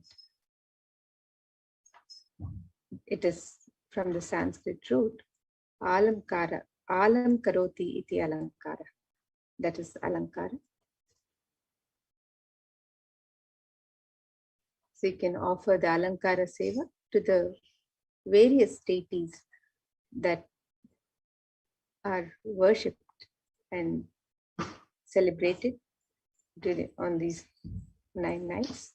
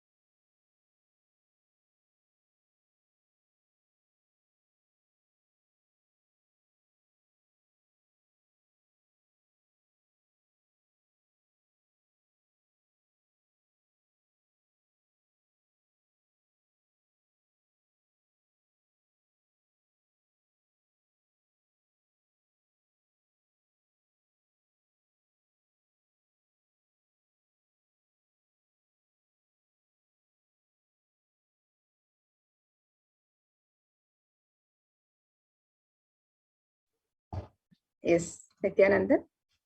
So now, we apologize for the technical glitch. And now, before we move to the learning more about the sevas being offered in Adi Kailash, let us now look at some of the various understandings, the gnana that Swamiji has provided to humanity, the knowledge from the scriptures that Swamiji has gifted to humanity as through his happening as a guru. So let us learn more about the happening of the Supreme Pontiff of Hinduism as a guru.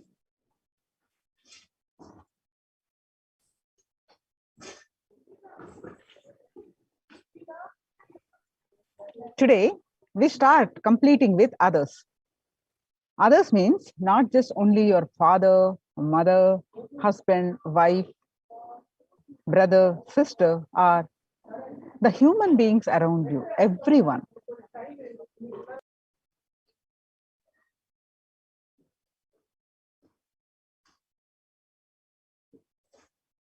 Today we start with the completion of everything with which you're living, your wealth, your health, your bag, your house.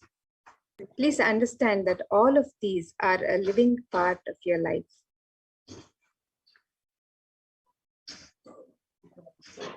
See, a house may be a dead object, but it is a living part of your life. It is a very important component of your life.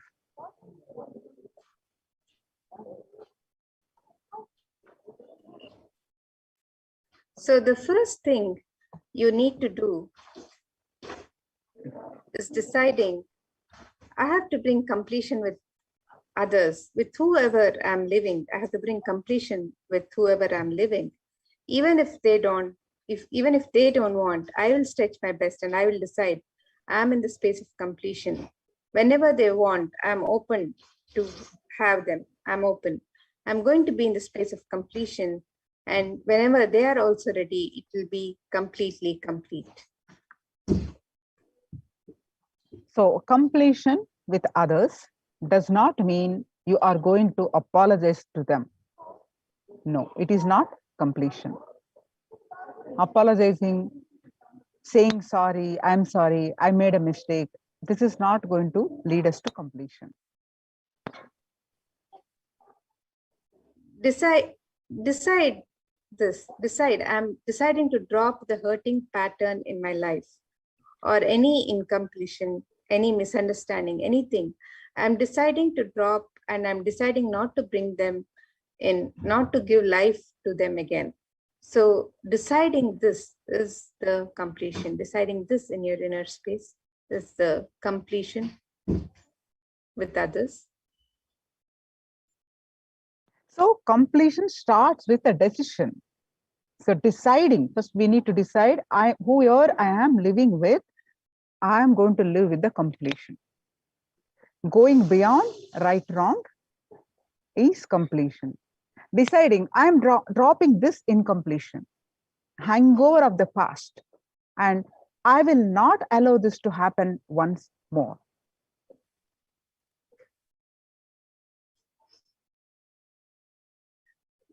Completion is actually a responsibility. It is not apologizing. Swamiji says apologizing or feeling sorry comes out of powerlessness, but completion comes out of responsibility. So let us understand this difference. So now let us understand the few basic truths about the relationships. Today, we are celebrating the Devi Navaratri Kamakshi Alankara. Devi is gracing us with the Kamakshi.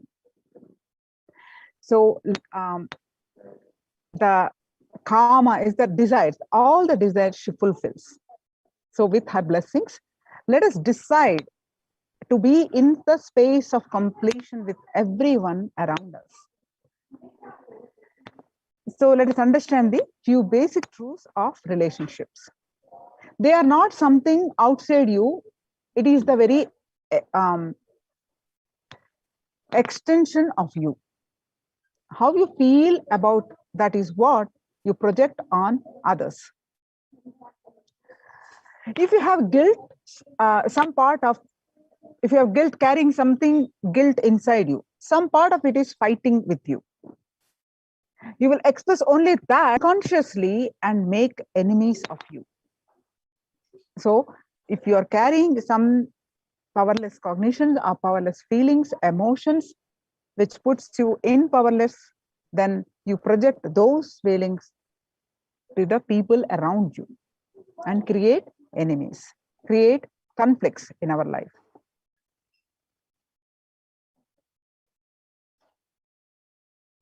If you're constantly making enemies, that means something is wrong. And if you're making friends, then a majority of that part of you is healed.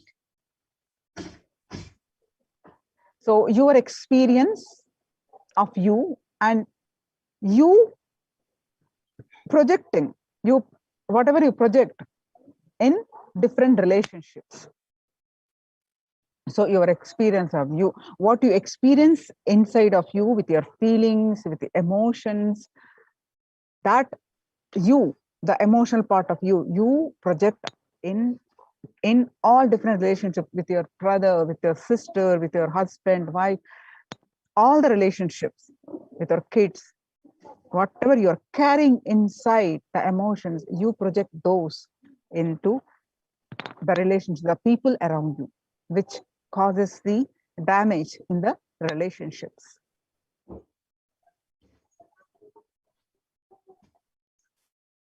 There are two things in relationships. There's the real father and your perception of him. The real mother and the idea of the mother. The real father, the real mother is the world, and your idea of your father or mother is your my world, which exists for you. So two constant happenings in our life. There are two things that are happening constantly in our life. One is the world and the actual world, the my world. So what is the world? The world is the actual happening. The facts. Just set of facts is the world. And the my world. The second thing that happens is my world. The perception of whatever is happening. Perception you carry about whatever is happening.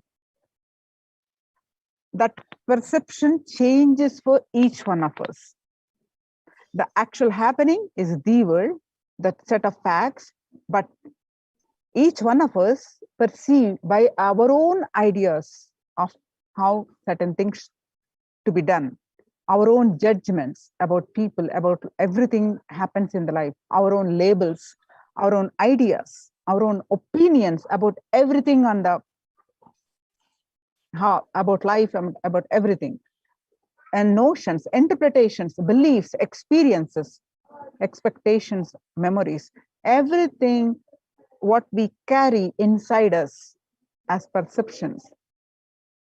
So many set of things decides how we perceive what is actually happening. That means this is different for each one. So that's why the actual happening with a set of facts is the world, and what we perceive each one of us is my world.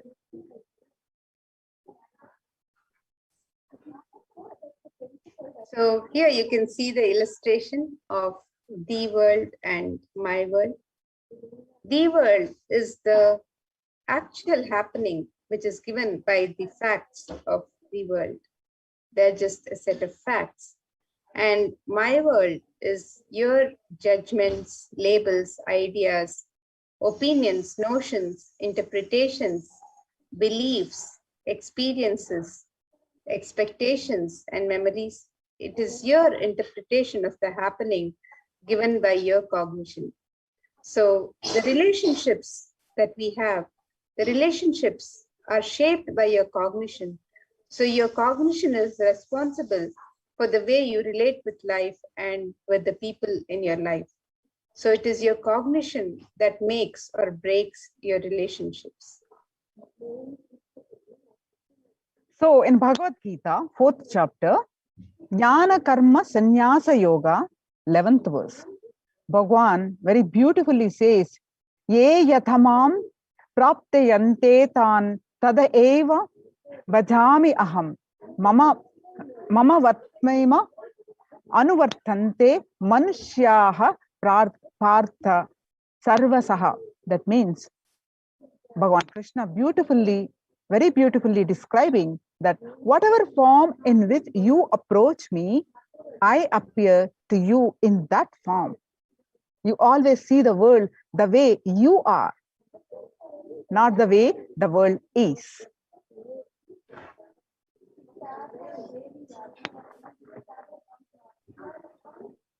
So let us now watch a video where Swamiji narrates a story from his own, exemplifying how to be complete when relating with others.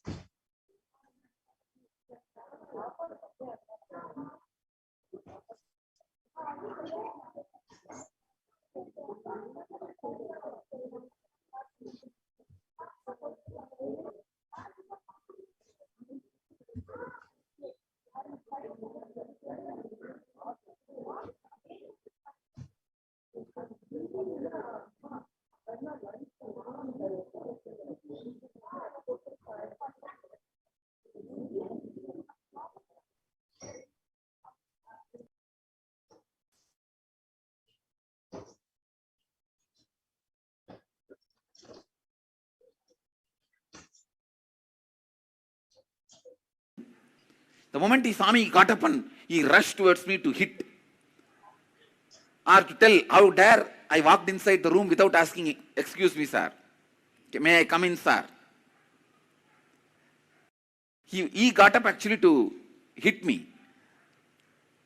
How I responded, I was responding as if he got up seeing me. I said, please be seated.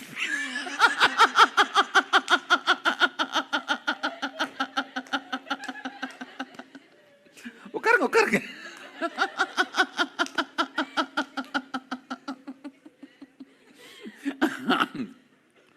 That's it, that fellow's Kundalini has gone up.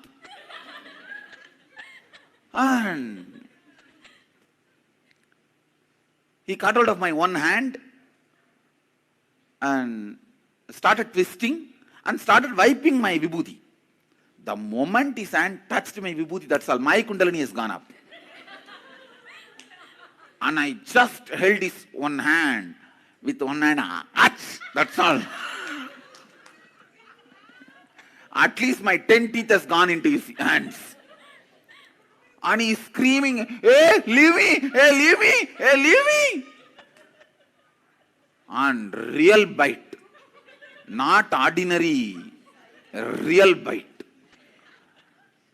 And it took at least 2-3 minutes for him to get released.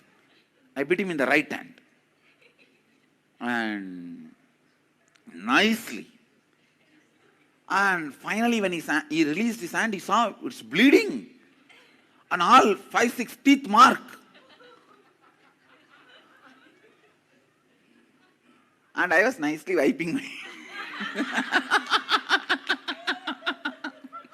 mouth and cleaning with my hand key. I had a small hand key in my trouser. With that I was cleaning and all that. And this fellow started screaming, hey, I will go and tell the headmaster and throw you out of the school. I just looked up and told him, if you go, in Tamil I said, Vadiyar headmaster போய் சொன்னா உன் மானம் தான் போகும் ஒரு சின்ன பையன் உனக்கு கடிச்சு வச்சிட்டான்னு. I told him, if you go and tell the headmaster, it is only shame on you because a small kid has bitten you.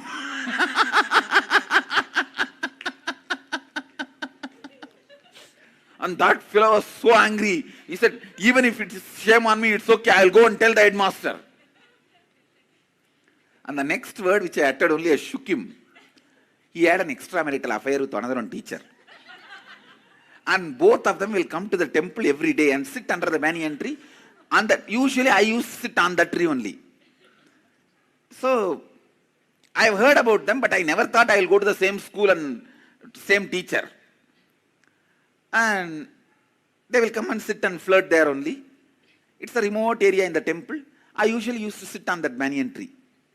I'll sit on the banyan tree playing, and we will be playing around in that area only. Because we were kids and these two will never bother about us. And they would have never expected I will come to the same school and under them. And I told him, okay, I told in Tamil, வாங்க headmaster போலாம், நீங்களும் Lakshmi டீச்சரும் daily ஸ்கூலுக்கு வந்து என்ன பண்றீங்களோ, கோயிலில் வந்து என்ன பண்றீங்களோ நான் சொல்றேன், நீங்களும் சொல்லுங்க நானும் சொல்றேன், ரெண்டு பேரும் வாங்க போலாம். In Tamil I said, let's go to the headmaster and you tell what I did and I'll tell what you and Lakshmi teacher do every day in the temple after the school hours. Come on, let's go to the headmaster. That's all. That's all. That fellow took his kerchief and wiped his hand and he told me in Tamil, Sari po, nee sollada nanu sollala. Means, all right, go. You also don't tell, I also won't tell. That's all. After that, he never bothered about my vibhuti. My sakradash, he never interfered. Why I want to tell this? The same situation, if any one of you, it could have become a root pattern in you. All I am trying to tell you is you don't need to develop incompletion. Developing incompletion is not mandatory. I don't have any incompletion about this incident from the beginning. Developing incompletions is not mandatory, which is not sure. See, this situation, there is every possibility I could have developed fear, incompletion, so much, which I did not.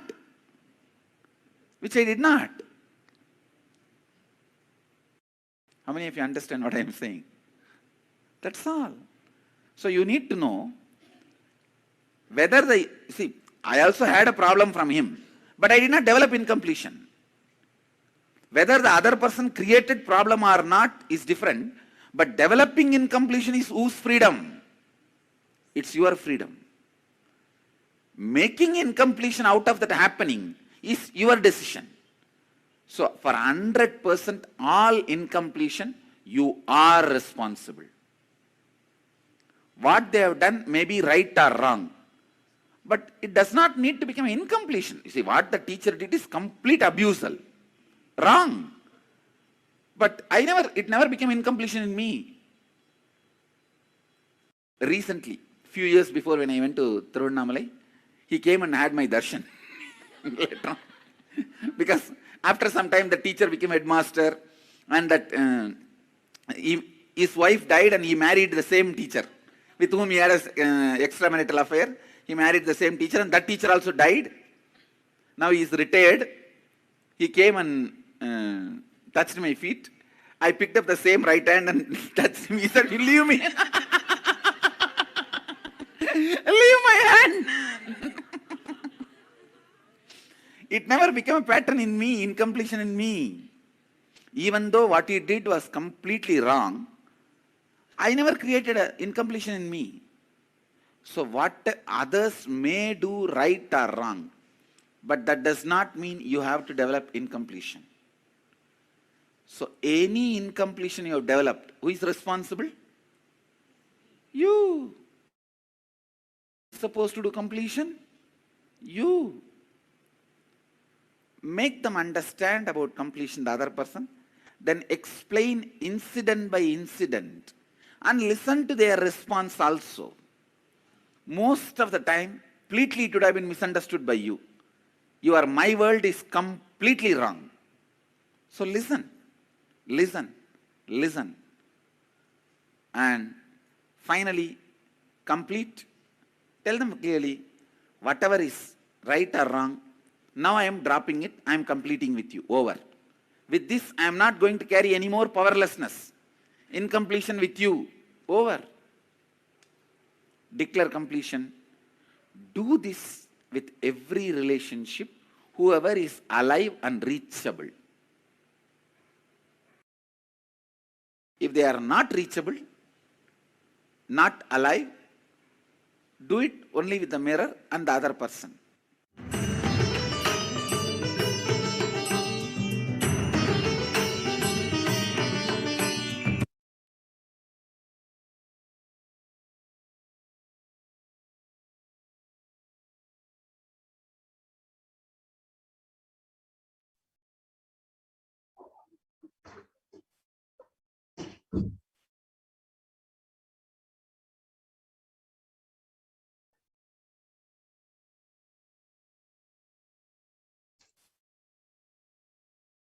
Yes.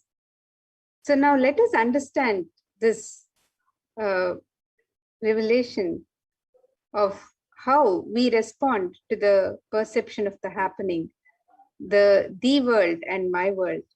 Swamiji beautifully explained that when an incident happens, we do not need to become powerless or respond with powerlessness. We do not need to hold on to any incompletions, but we often respond to powerlessness with our perception of the incident. So let us see this interesting story that Swamiji has narrated, illustrating this perception of the happening. An old man once went to a nearby village and he was coming back to his home. He was coming back to his hometown. And from a distance, he saw that his house was on fire. And that's all. He literally started boiling and burning, rolling on the ground and crying. One of his sons came to him and said, "Why are you crying, father?" The old man said, "Oh, my house is on fire. My house is on fire." The son reminded him, "Don't you remember? Just yesterday, we sold the house." And immediately, the old man got up and he became completely all right.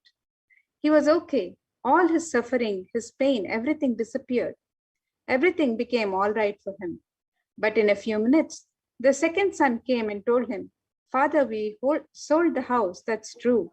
But the money has still not come to us. We have not yet received the money." Then immediately, the old man started rolling on the ground again and crying, "Oh, my house is on fire, my house is on fire, my house is on fire." It was the same house burning in all the three perceptions. It was the same house. But for a few minutes, it was a suffering for the old man.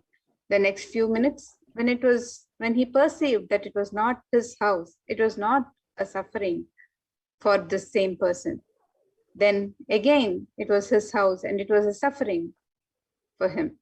So it is nothing but his perception, how his patterns cognized this happening.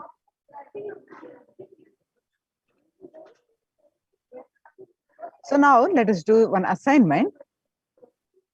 Internalizing the world and the my world. Let's take a few minutes. In your notebook, make 3 columns. The first column is situations or incompletion that you have, like whatever you identify as situations or incompletions. And the another second column, you write the world, the actual happening with a set of facts. And the third one is my world, our perceptions. These 3 columns, please take few minutes and do this. Do this assignment.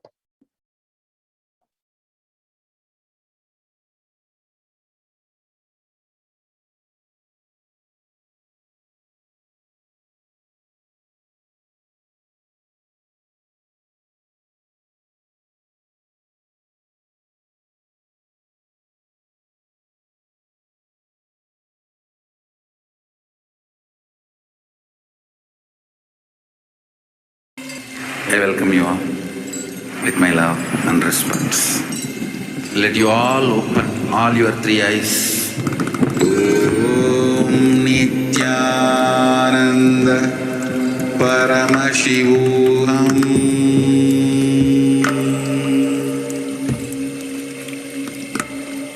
Om Nithyananda Paramashivoham.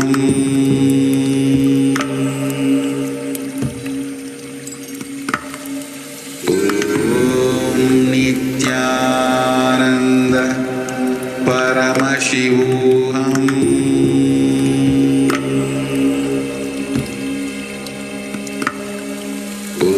Om Nithyananda Paramashivoham.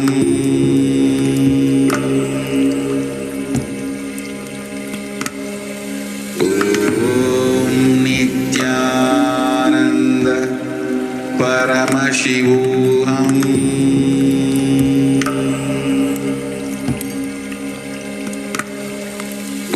Om Nithyananda Paramashivoham.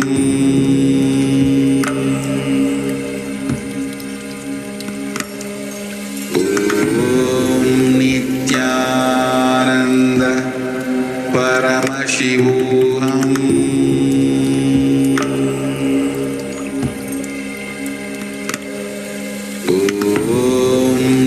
Nithyananda Paramashivoham.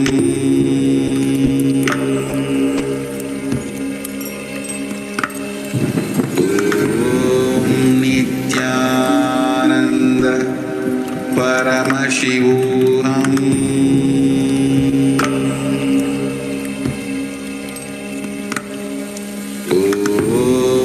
Nithyananda Paramashivoham.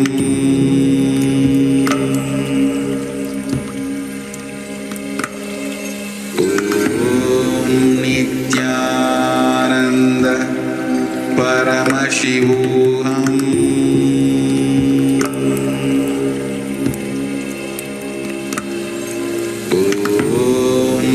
Nithyananda Paramashivoham.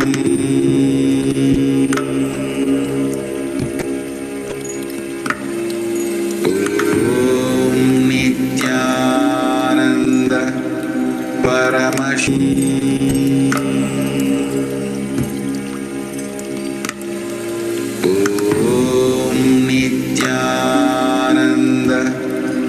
Paramashivoham.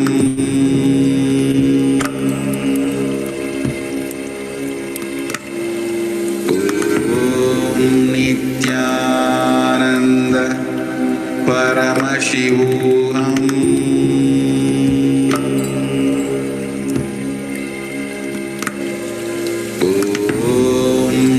Nithyananda Paramashivoham.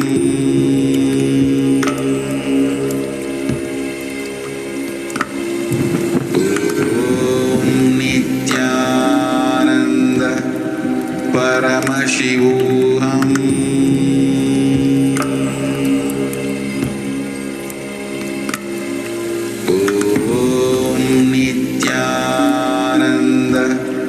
Paramashivoham.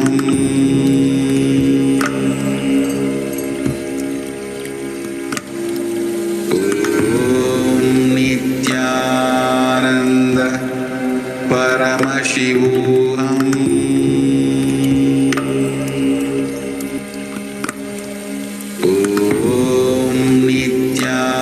Nithyananda Paramashivoham.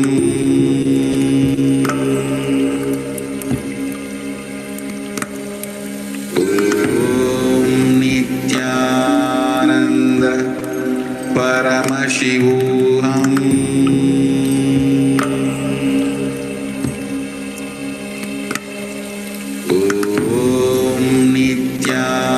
Nithyananda Paramashivoham.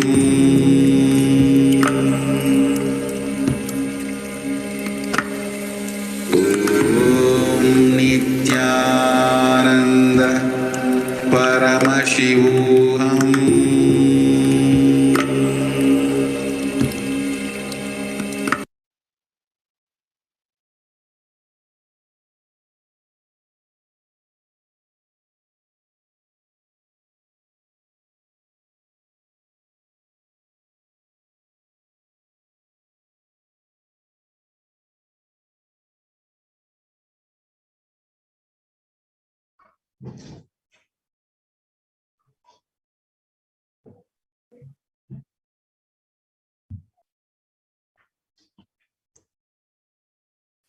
Yes.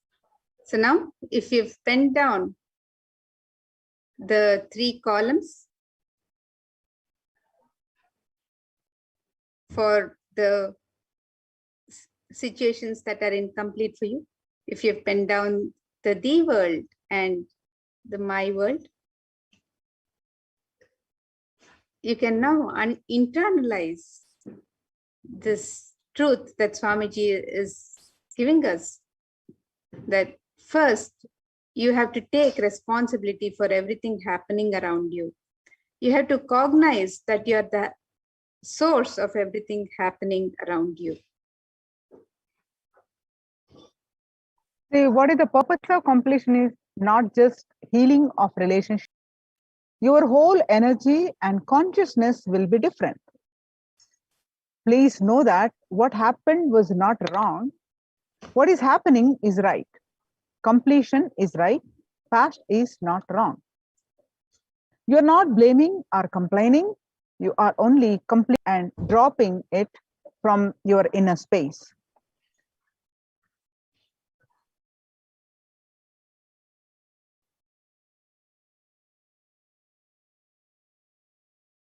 Now you're Now muted. let us watch a video where Swamiji gives us the signs of completion with others, the technique of how to complete with others.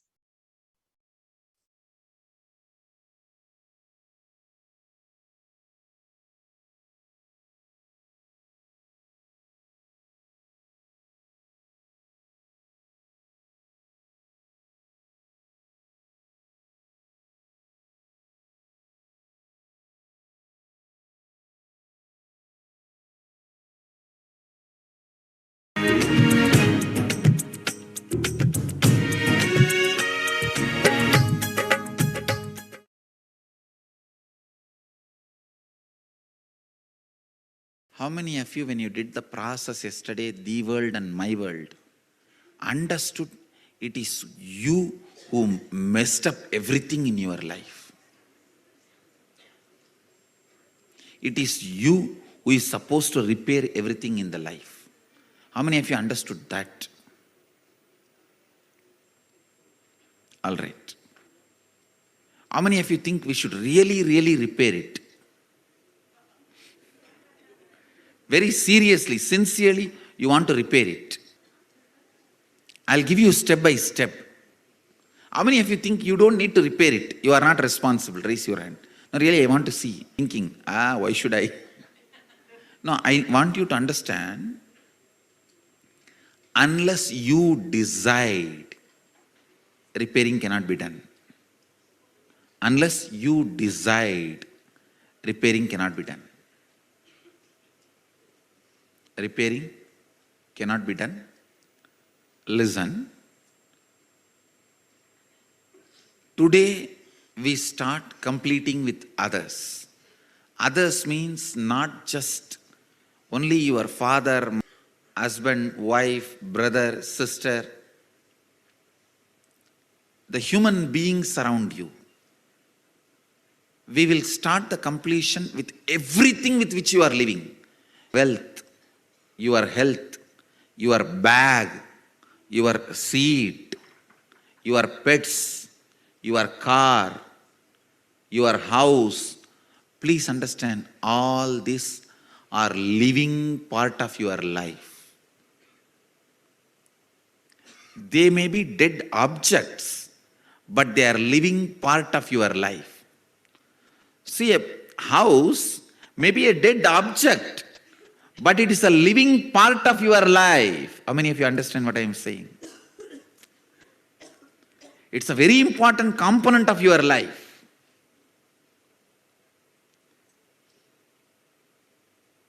First, we will start completion with all the human beings with whom we are living.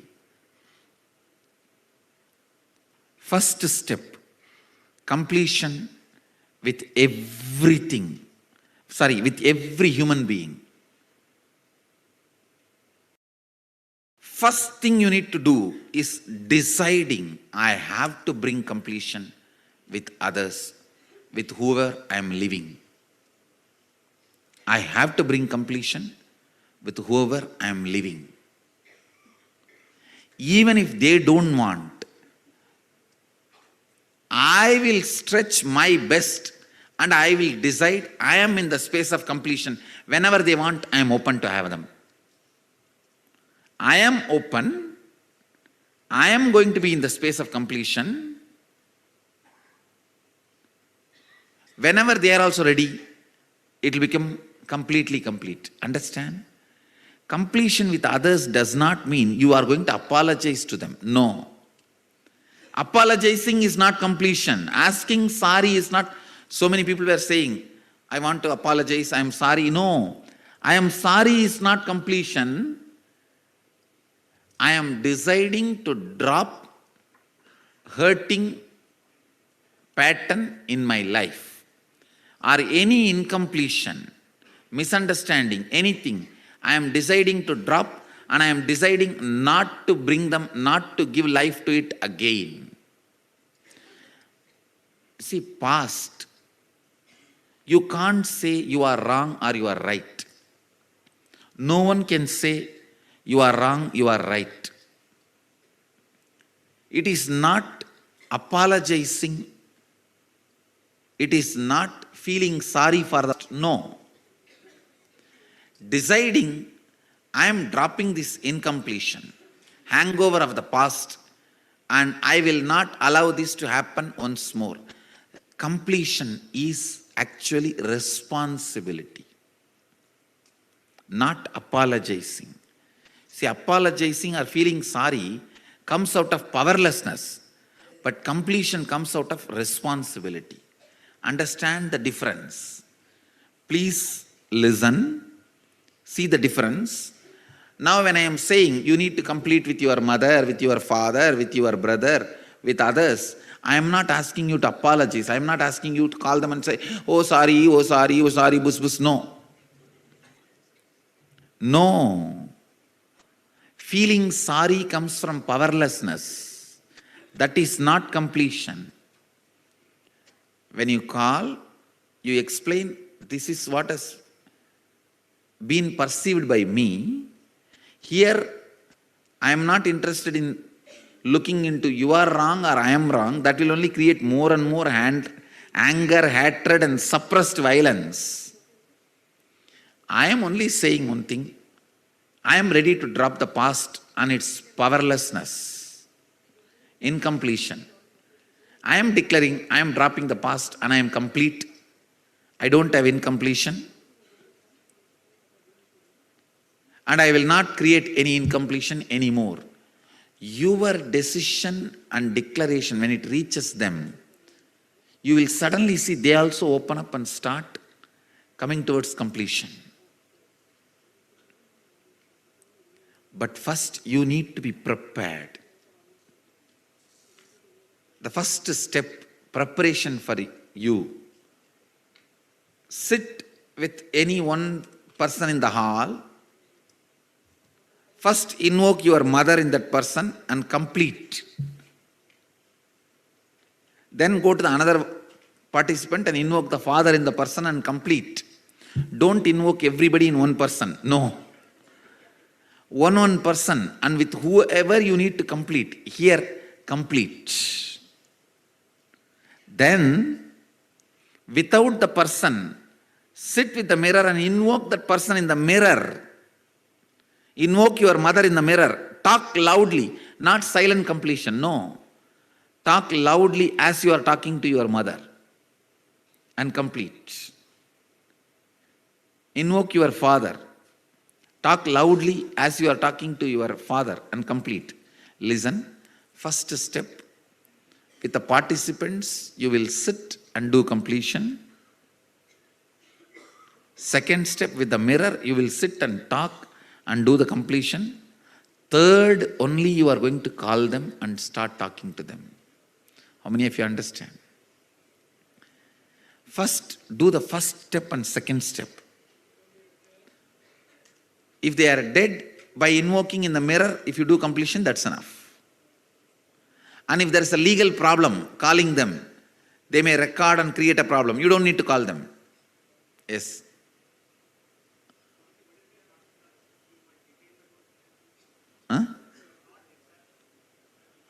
Huh?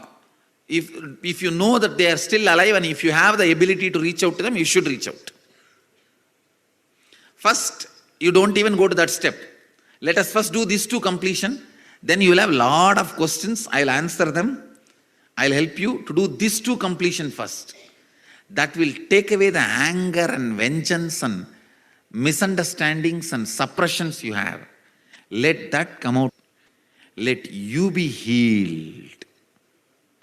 all that spicy, chilly anger, vengeance, everything will come out through the words. You will be ready to complete. If you directly now call them, you will only pick up more fight and come back with more mess up and incompletion. How many of you understand that?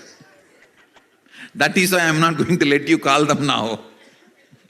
You will start reasoning with them. You are wrong, you are wrong, you are wrong. End of the call, more incompletion. First,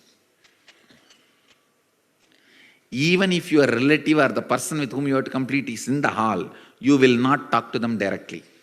You will only sit with persons, other participants, and then you will only sit with the mirror. Then I'll have one more session answering your questions, and I'll also be doing a Shivoham process to heal your past.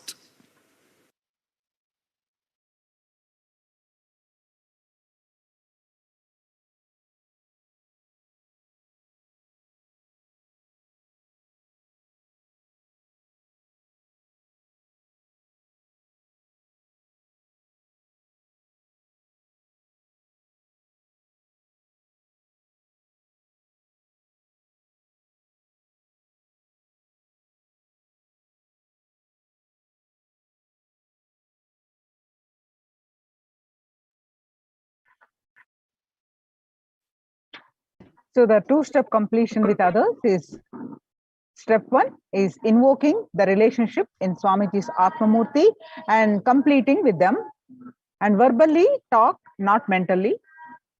Completion is not saying sorry or asking for apology. Then making them understand there is no more incompletion between you and them. I'm not carrying anything inside me against you. And step two, complete with the mirror. Invoke the other person in the mirror and do the completion at least twice. Completion is the other person understanding that I'm not carrying anything inside me against you. That statement, that decision, the other person understanding that is completion. So with that, now we'll look at the various sevas we can offer today to Devi Parashakti, and the various sevas we can offer during Navaratri as we celebrate Devi Navaratri and the Venkateshwara Brahmotsavam.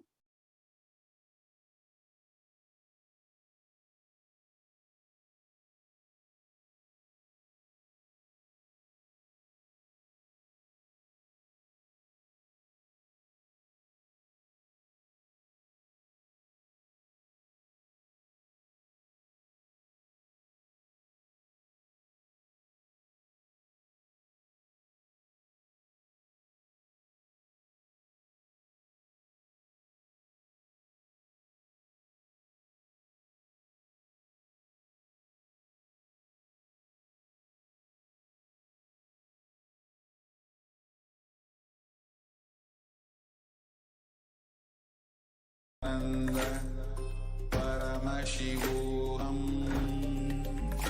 Om Nithyananda Paramashivoham. Om Nithyananda Paramashivoham. Om Nithyananda Paramashivoham.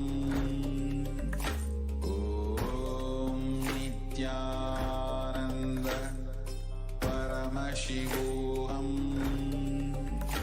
Om Nithyananda Paramashivoham. Om Nithyananda Paramashivoham. Om Nithyananda Paramashivoham. Nithyananda Paramashivoham. Om Nithyananda Paramashivoham. Om Nithyananda Paramashivoham.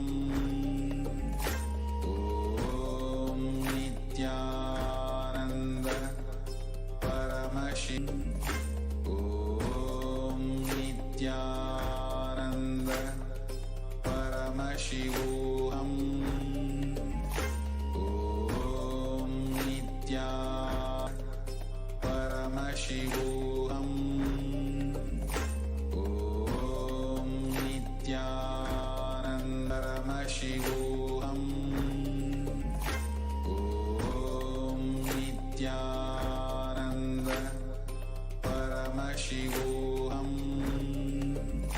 Om Nithyananda Paramashivoham.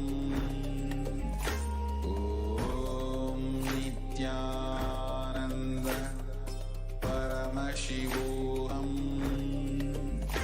Om Nithyananda Paramashivoham. Om Nithyananda Paramashivoham. Om Nithyananda Paramashivoham. Om Nithyananda Paramashivoham. Om Nithyananda Paramashivoham. Om Nithyananda Paramashivoham. Om Nithyananda Paramashivoham. Om Nithyananda Paramashivoham. Om Nithyananda Paramashivoham.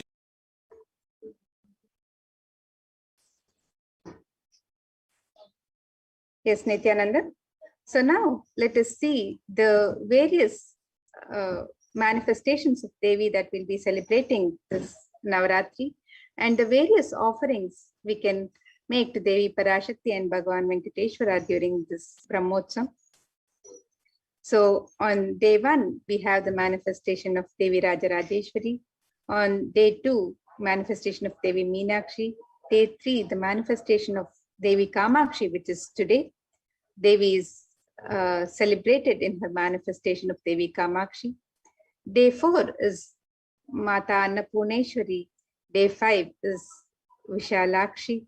Day 6, we celebrate the happening of Shayana Tirukolam, Devi in the form of Shayana Tirukolam. Day 7, Devi Mahalakshmi. Day 8, Devi Durga, and day 9, Devi Saraswati.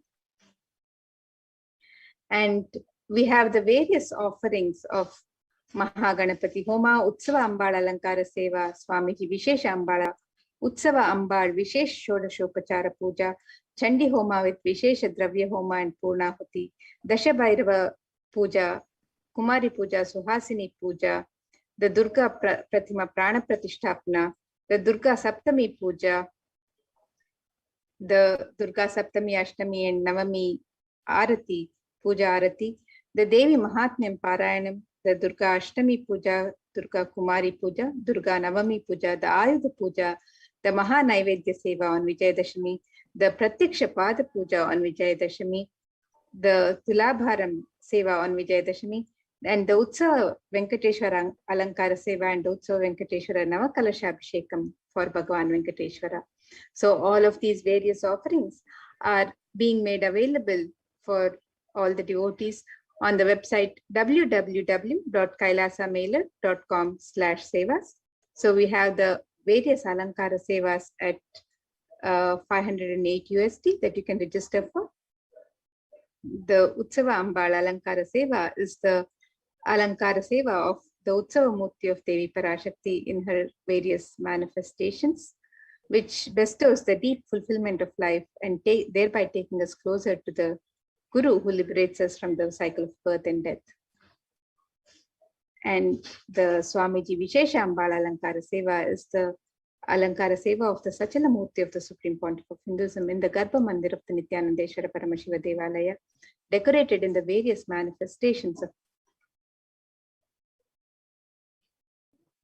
the Usamurti of Parashakti is decorated in her various manifestations and is worshipped with 16 offerings that are favorite to Parashakti. As part of it, a special Samputita Archana will be offered with the 108 names of her manifestations describing her divine qualities.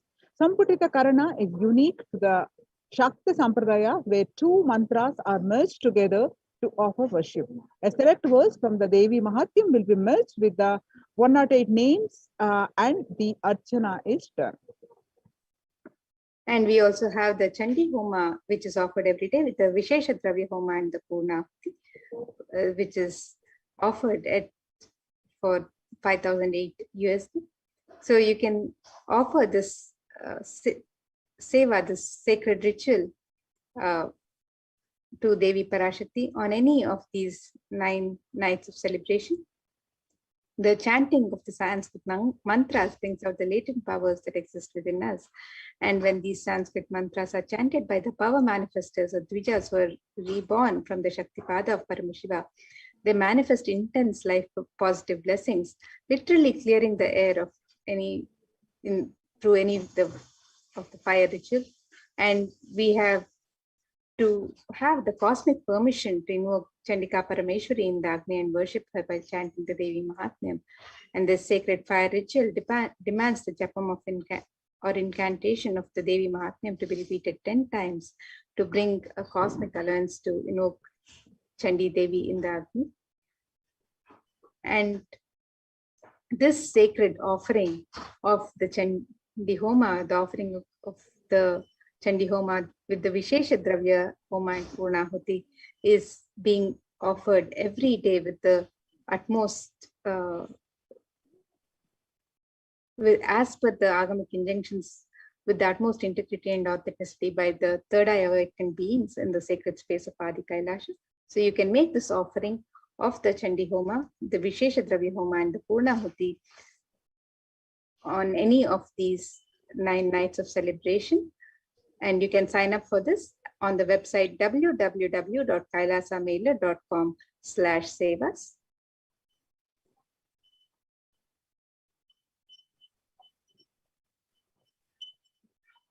And the various benefits of the Chandi Homa are extolled in the Devi Mahatmya, in the various verses of Devi Mahatmya.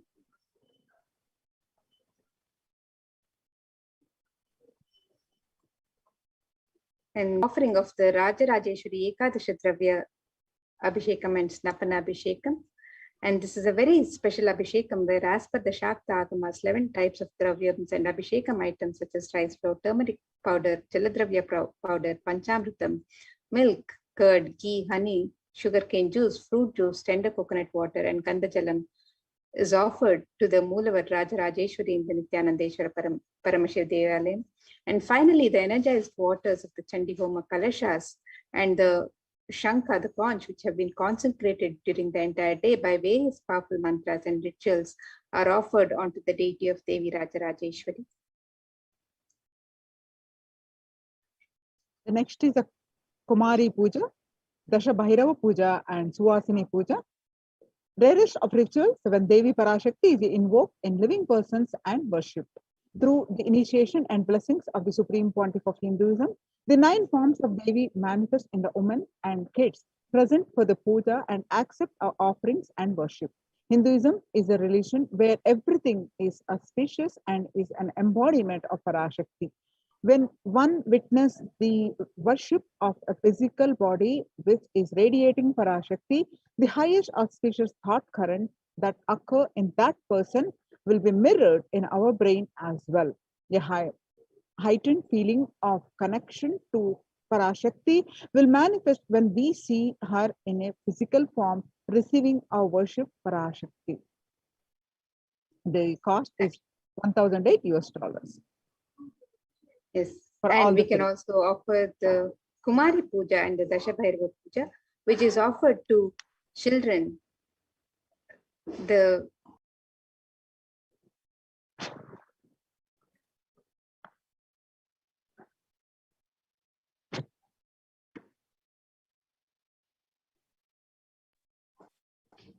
So the Kumari Puja is offered to the girl child, the young girl child who's worshipped as a manifestation of Devi Parashakti herself. And through her innocent powerfulness, we can glimpse Devi Parashakti, the glimpse of the divine. And we can, with the Dasha Bhairava Puja is offered to the young boys who are blessed and initiated by the Supreme Pontiff of Hinduism to radiate the powerful manifestations of Parashakti and the Dasha Bhairavas.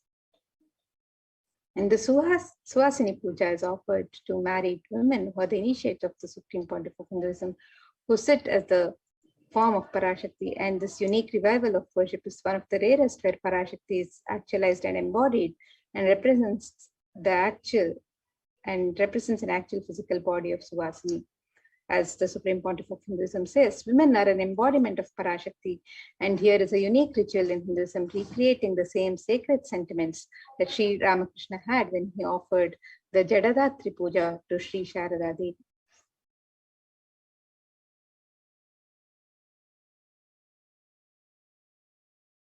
Durga Pratima Pratishtapana. The Kularnava Tantra describes in detail the worship of a Durga Devi, which is made out of clay. The Agamic injunctions prescribe details on the way clay should be procured. They describe exactly from which land the mud should be procured. The ground deities are made with exact proportion as per the Shastras and are colored and decorated in the exact description of Durga Devi slaying the demons Mahishasura. This deity is an icon of Hindu feminism, where the cosmic mother, cosmic feminine, vanquishes the mass negativity. Tremendous amount of energy lands when the Durga Devi receives Prana Pratishtapana by the Supreme Pontiff of Hinduism. So we can make these various offerings to Devi Parashakti and Bhagavan Venkateshwara during this Navaratri, and we can make all of these offerings on the website www.kailasamela.com/sevas. So you can sign up for the offerings on the website www.kailasamela.com/sevas.